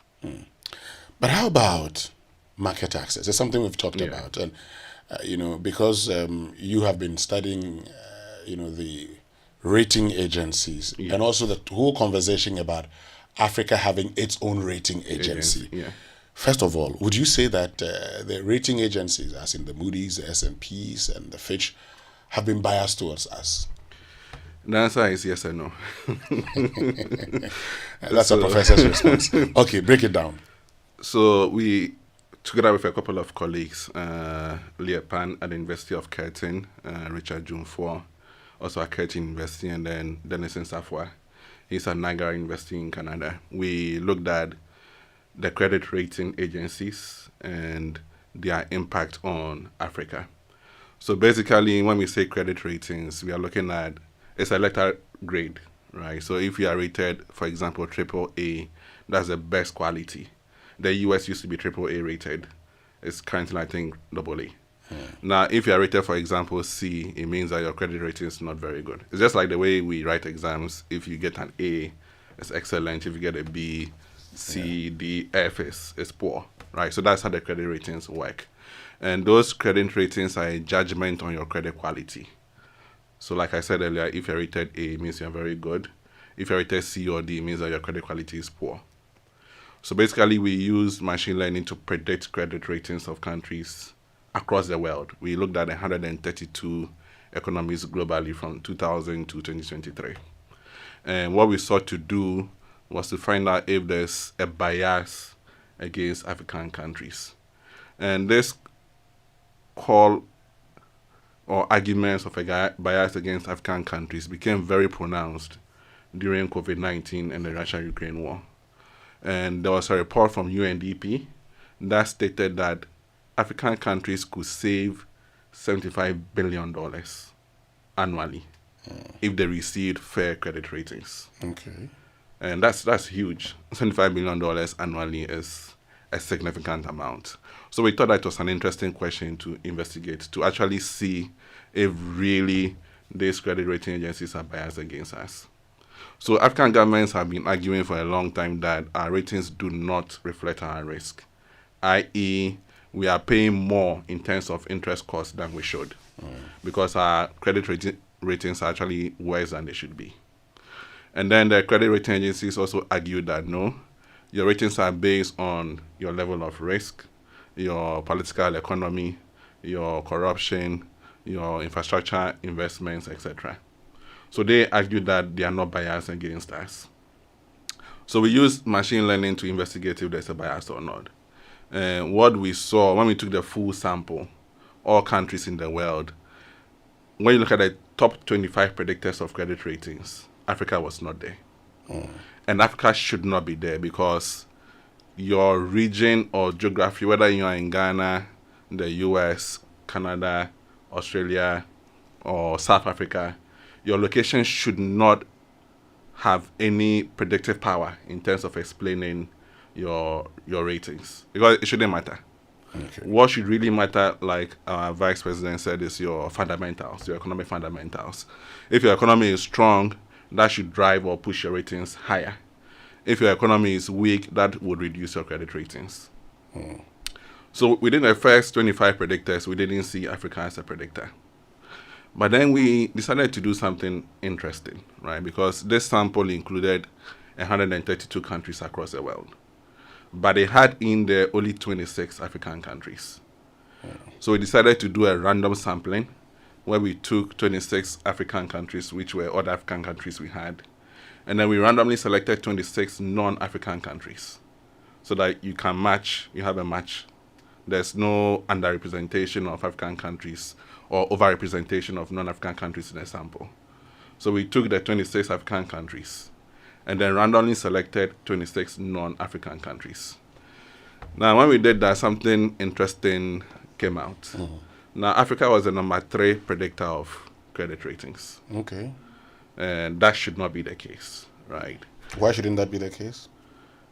Because, as we mentioned earlier, whether you are in Ghana or Japan or US, Canada, Australia, what should really influence whether you can pay your debt or not is not your location. Okay. It's rather the quality of your economic policies, the consistency. So are these ratings biased against us? So again, I'll give you my answer, yes or no. But based on the data, is there the need? Is there a justification for an African ratings agency? So let me talk about whether there's a bias or not. Okay. Because when I presented my paper at the University of Ghana Inter-College Lectures, one of my very good friends, Senyor Hosi, was there. And he said earlier, are you really sure that there's a negative bias against African countries? I said, well, that's what the data said. But then I went back and did a finer investigation. So I looked at each credit class to see whether we had a bias or not.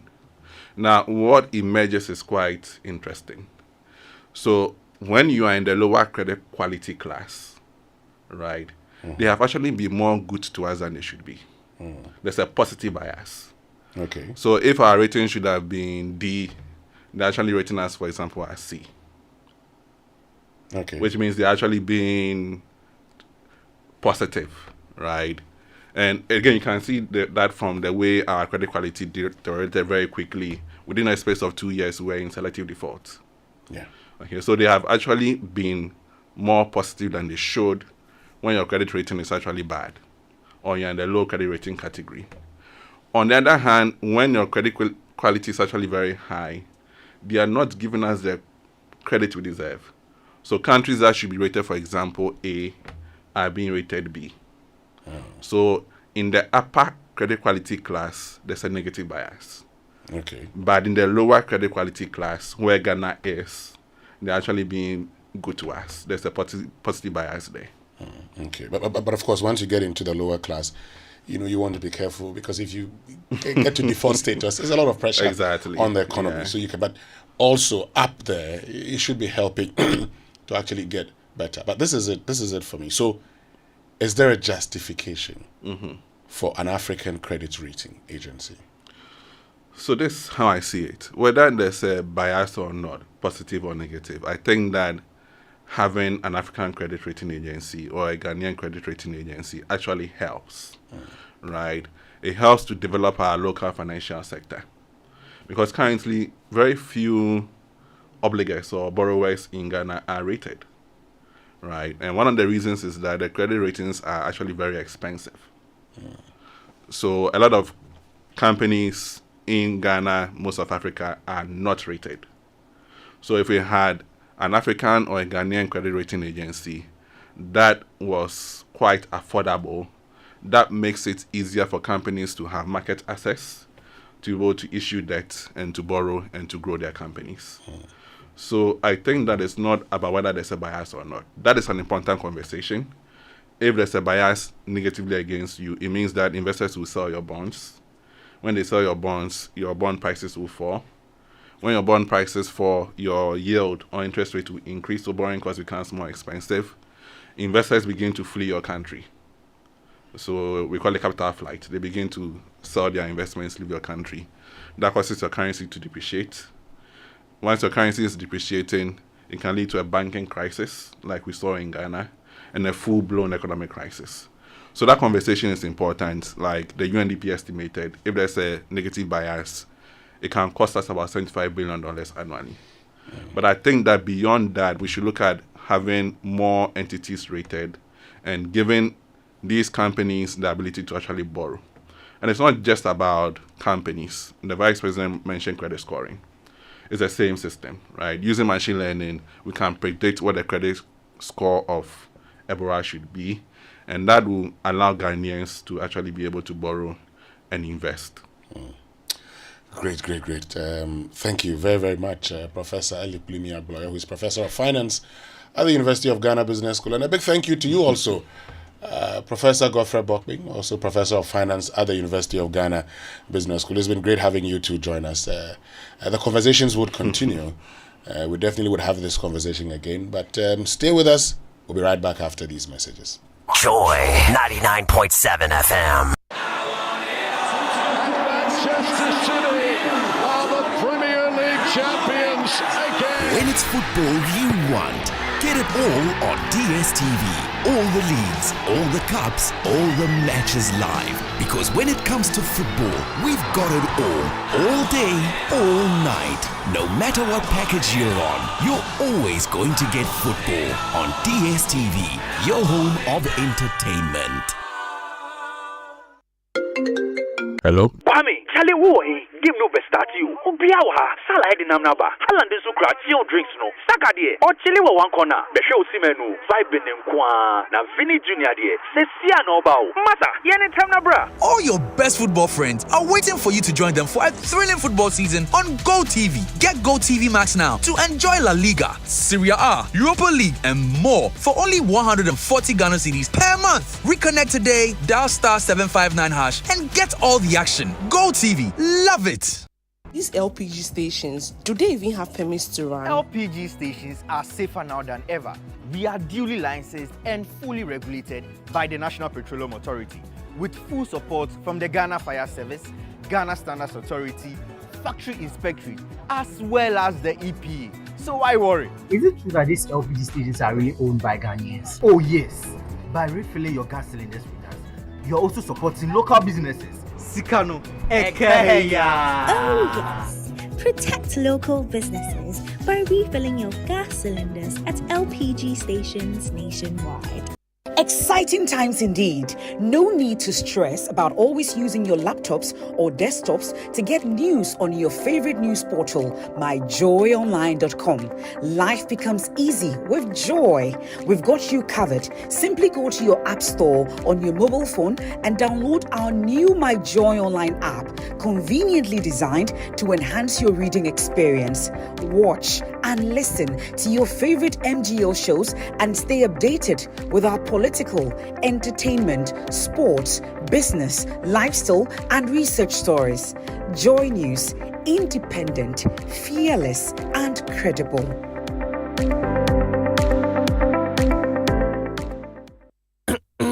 Dearly beloved, one stand by for the following bombshell. The Omanhin of Ogwa traditional area, Osaberema Dr. Kwesata II, Ogwa Omanhima Nana Ikua Abochi VI, and the Ogwa Traditional Council was a delight and pride to invite Amanfunyinara to the 60th Ogwa Fetu Afashe Festival.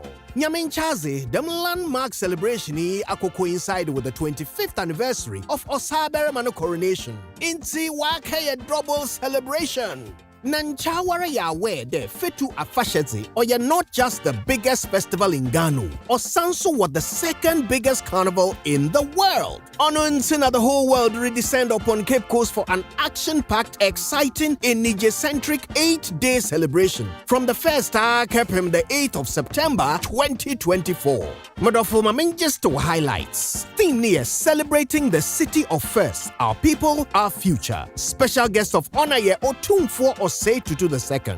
Invited guests in Sudze Bibri, Vice President Dr. Mahmoud Baumia, former President John Dramani Mahama, Speaker of Parliament Alban Bagbin, just to mention a Kura.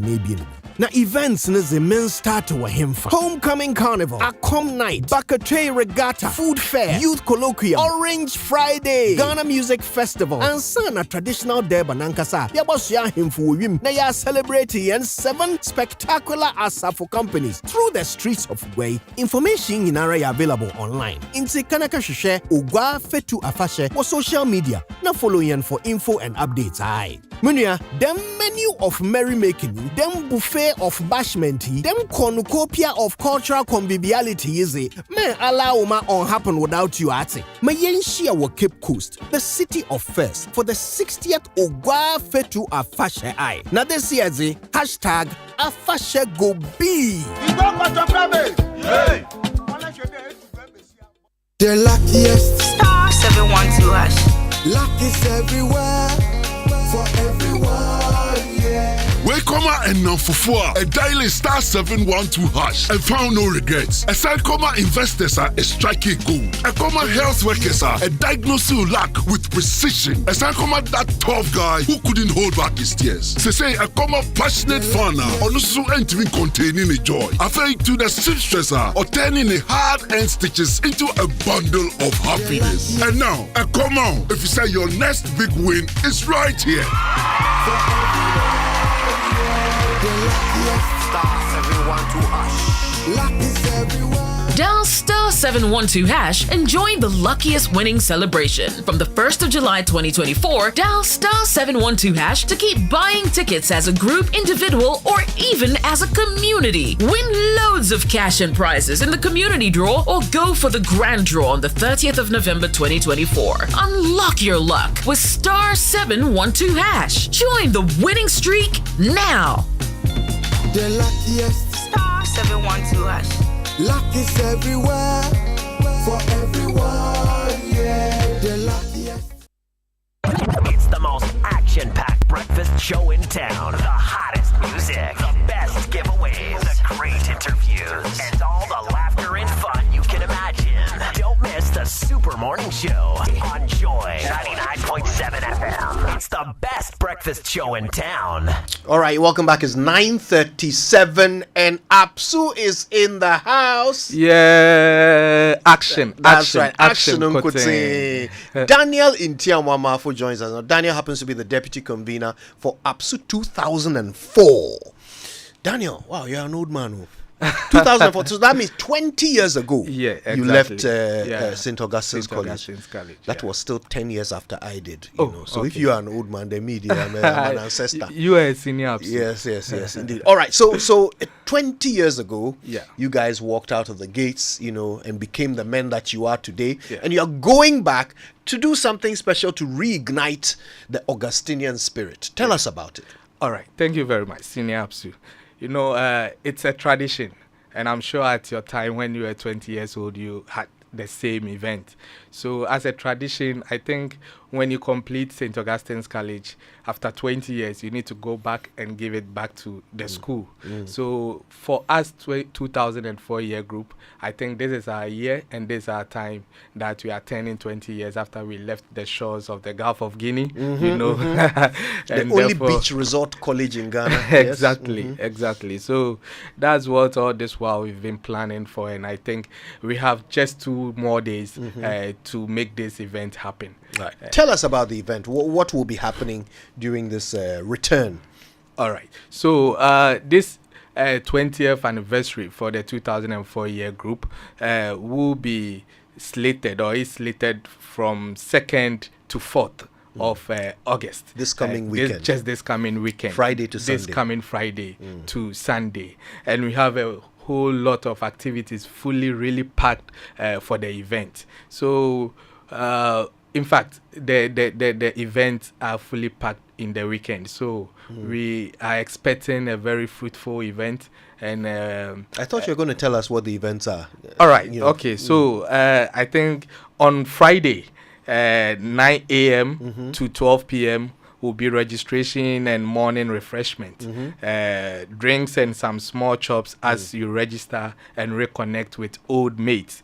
Then between the hours of 12:30 p.m. to 2 p.m. we will have lunch and light entertainment. That's the lunch is going to be casual lunch with interactive games. I mean, some indoor games and all that. Then between 3 p.m. to 4 p.m. we will have some campus tour. We have to visit the school, get to know the new development after 20 years. And We're check hoping out your old bunk beds and all of that. exactly. Yeah. And we're hoping to see some new facilities because of our yearly legacy project. I know the school has developed now when it comes to infrastructure. Yeah. So between 4 p.m. to 5:30 p.m. we will have a mentorship session and an insight and guidance from senior alumni. So we will have this kind of mentorship session with the students in there now. Then between 6:30 p.m. to 8 p.m. We have a welcome dinner and music. This is a casual dinner that we are going to have between 6:30 p.m. and 8 p.m. Then 9 p.m. till mom calls, as people will say, I mean, till late. We will have a clubbing night. Yeah, so these activities are all packed on the Friday, just this coming Friday. And you can see that it's really, really packed. You don't even have 2 or 3 hour break for yourself. And on Saturday, which is the main day, on the 3rd of August, we will have from 9 a.m. to 10:30 a.m. That's when we will have the 20th anniversary legacy project presentation. And I will speak on the project, the legacy project, maybe if you should ask. Then between Tell us 12 about it. Just tell us All about right. it. Okay. So the 2004 year group took upon itself to visit the school and look out for some things the school needs. We had engagement with the school authorities, the headmaster, and then we came up with a project. So we took up changing all the boards in the school because we realized that they were not in good shape or condition. So about 44 to 48 classrooms, the 2G4 year group is changing all to white boards with a graph. I think currently there is a graph board that we have so that it can help aid them in their studies and all that, especially when it comes to mathematics. Yeah. So that is what we are doing, and we are giving a name tags to all the classrooms as well, so that it will be easier for identification, and also give out some stationaries to both administration and the school itself. That's so really basically, that is the project the 2004 year group took upon themselves to do. So back to Saturday's program. Yes. So after the presentation, between the hours of 12 noon to 2 p.m., we will have a networking lunch. That's connect with peers by industry and interest. 20 years down the line, we've all grown. Others are working, others too are business people and all that. So probably you may see an old folk that you want to connect with him or network with him in terms of business, in terms of job and all that. So that is what we're talking about here. Then between 2 p.m. and 3:30 p.m., we discuss plans for the 90th anniversary. Senior, so you know that when you complete Oga School, after 25 years, it will be your year group to host the main speech and prize giving day. And we are fortunate that we are hosting the 99th anniversary for Oga School. So we see it as an opportunity coming this weekend to have a number of our year groups, because it's hardly to meet or to have even 50 people of your year group you completed school with. So there's an opportunity where we can have that large number of people so that we can leverage on this opportunity to discuss our 99th anniversary and how we're going to go about it. Then on Sunday, the Sunday is a farewell day. So between 7 a.m. to 8:30 a.m., that's where we will have a Thanksgiving service. As usual, we have to thank God, and we're looking at interdenominational services, service celebrating shared values, because we have different church denominations. So others are Catholics, others Presbyterian and all that. So we come together to thank the Lord for making the event successful. Then between 10 a.m. to 12:30 p.m., we say goodbye to ourselves, and that's it. So it's just a very simple activity we're going to have this weekend. But still, action-packed weekend. Very well. Very, very, very packed. Good. Thank you. So, for those who want to participate, who want to be there, who want to register to, take part in this weekend activity, how do they go about it? Yes. So we have the event organizers. We have the project committee as well. Everything has been put in place. We've secured a whole 34-bedroom hotel that we are considering to harbor all our, members coming in. We've also given room for those who wouldn't like to live or stay in that particular or designated hotel to look for their own places where they feel comfortable or they might feel comfortable. And in terms of transportation, we've also made available that we are not renting a bus or anything. If you have your car, you can drive and someone can join you. So we have been calling ourselves to ask who and who are making it and who is driving and who is not driving, so that we can all convey ourselves to the place. That's fantastic. Yeah. All right. Well, listen, I know it's going to be a very, very action-packed weekend. You're going to paint the whole city of Cape Coast green. Yes. And we look forward to that. So I wish you the very, very best. Thank you very Daniel much. Intiamwa Mafu is deputy convener for APSU 2004. Good luck to everybody. My regards to the team. Thank you. All right. Listen, there's a bit more to come on the show. Stay with us. We're back after these. This August, Joy Business Masterclass brings you a thrilling 13-week agribusiness series. From snail farming to aquaculture, organic farming and agro-processing, we've got it all. Over the next 13 weeks, you will learn from Ghana's top agribusiness pros who will share their secrets to success. Every Wednesday at 1:30 p.m., dive into practical tips, inspiring stories, and interactive discussions. Whether you're a seasoned farmer or just starting out, this series is for you. Tune in to Joy 99.7 FM and be part of Ghana's agribusiness revolution. Stay tuned, stay inspired, and grow with us. Joy Business, empowering, prospering together.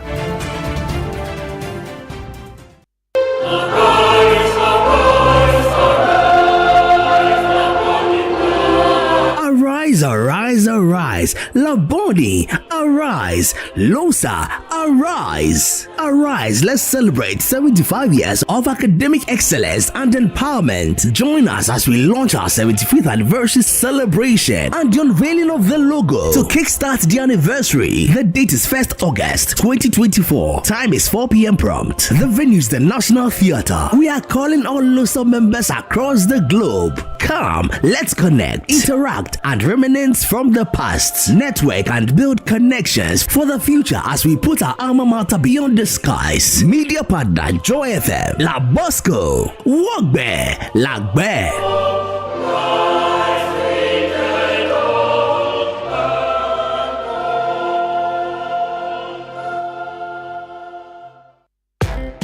When you want to eat, just Momo it. Tired of the long queues in the supermarket? Pay with Momo. When you really want that beautiful new blouse, just Momo it. When you want to get a trim and get fresh to impress you know who, just Momo it. When you need to pay your utility bills and domestic staff, Chani Momo. When you want to send love to the family back home, send some Momo. Join the millions of MTN Momo users all over Ghana and live life the brighter way. So just Momo it. MTN. Coffee in your cup and joy on the set. The Super Morning Show is always the best bet on Joy 99.7 FM.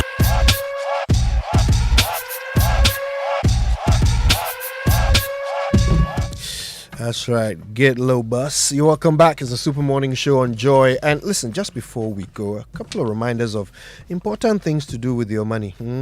First of all, you can join Greater Works for a transformative spiritual experience, life-transforming messages, anointed ministrations, uplifting praise and worship, and you can experience God's presence and power at Greater Works 2024. Speakers are Pastor Matthew Ashimolowo, Bishop Tudor Bismarck, Bishop Michael Kunko, and the host pastor, of course, Pastor Mensa Otabil. It's on Monday, it started on Monday, 29th of July, and to end on Friday, the 2nd of August. And the morning session starts from 9 a.m. The evening session starts from 5 p.m. Venue is ICGC Christ Temple East, and the special song ministration is by Nathaniel Bassi. If you want to know more, go to gwcentral.org and follow them on their social media handles. See you there. So this August, Kojo, the Joy Business Masterclass brings you a thrilling 13-week agribusiness series. Okay, from snail farming to aquaculture, organic farming and agro-processing, we've got it all. Over the next 13 weeks, you learn from Ghana's top agribusiness professionals who will share their secrets to success. It's Wednesdays at 1:30 p.m. and we'll dive into practical tips, inspiring stories, and interactive discussions.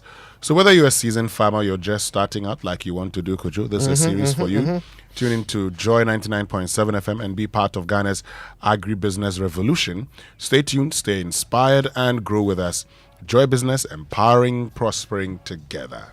All right. Now, what is luck? Well, for many, luck is that glorious moment when you find money in your trousers right when you're broke. For others, luck is being picked out of a crowd for a reward.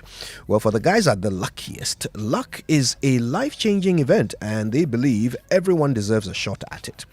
Luck is coming with prizes so exciting they'll make your head spin. You want to be the luckiest? Dial *712# and get your ticket. The more you buy, the better your chances of winning. And remember, when you hear that catchy jingle, it's your cue to pay attention.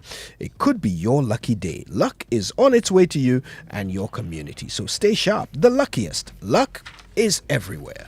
So, dear moms, are you tired of fighting with Junior each time he goes out to play? You don't have to fight them because Junior wants to play. And Junior has to play. But we all know that sometimes Junior's clothes get terribly dirty. And who must do his laundry? You, of course. But we understand laundry is hard work. So from today, join the millions of Ghanaian moms and dads who also help. So old girls who have gone back to their beloved Omo. The new Omo is packed with powerful stain removal properties, is extra gentle on the hands, and now has a unique, sweet-smelling fragrance, and all for your clothes. Look, you're fast. Grab Omo hand wash or Omo Auto for machine wash at any grocery shop or supermarket near you. Omo powerful stain removal with long-lasting fragrance. I almost said Omo too. Look at this one. The Omo Auto. Hey, easy one to do. All right, listen, don't forget to go to kingdomstoreonline.com at some point this morning or this afternoon. Check out the best quality office essentials, equipment, and furniture from Kingdom Books. They've got great stationery as well. Prices are amazing. You can pay via Momo across all networks, and they will deliver free if you're in Accra or Tema. Terms and conditions do apply. At Kingdom, quality and affordability are their hallmarks. So let go of the overpriced land, home ownership, and furnishing deals. Get the best deals for your housing needs at one place. Visit the EcoBank Joy News Mini Fair at Good Park near Accra Mall from the 30th of August to the 1st of September 2024. And the fair is open from 8 a.m. to 8 p.m. daily, and admission is free. Be there to engage with various stakeholders in the housing value chain for your home ownership needs. EcoBank Joy News Habitat Fair. Get a house, make it a home. The EcoBank Joy News Habitat Fair is in partnership with EcoBank, the Pan-African Bank, and powered by Planned City Extension Project from Cities and Habitat, rent to own, and sponsored by Elegant Homes, where quality meets value, safety, and home solutions. You think of a door, we have it. G&J Technical Services, G&J the Generator People, Def Traco Woodlands, a master planned gated city, DPS Pipes connecting you to life, Home World Building Supplies, let's build together, Global Lighting, your solution to quality lighting, Superlock, you deserve the best, Everlast UPVC windows and doors, the right choice for windows and doors, Syntex Tank, you're strong, you're tough, Less Fortune Limited, Curtains Papa, be luxuriously perfect, DBS Roofing Industry, your roof aspects, Virtual Security, Complete Security Solutions, Uben Security Doors, protecting lives and properties, Clifton Homes, Beautiful Homes, Wise Investments, EcoBank Joy News Habitat Fair. Get a house, make it a home. All right. Well, listen, we've got a nice chunk of time to enjoy some DJ Wubete mixes. Why don't we do just that? But listen, have a wonderful day. Keep it locked on Joy. The next voice you'll hear belongs to Mami Issy Thompson with the 10 o'clock headlines. And of course, your favorite programs will ensue right here on your Superstation. We're back tomorrow with more on the Super Morning Show. Until then, my name is Kojo Yankson. I'm the morning man. My name is Winston Amor. Have a good one.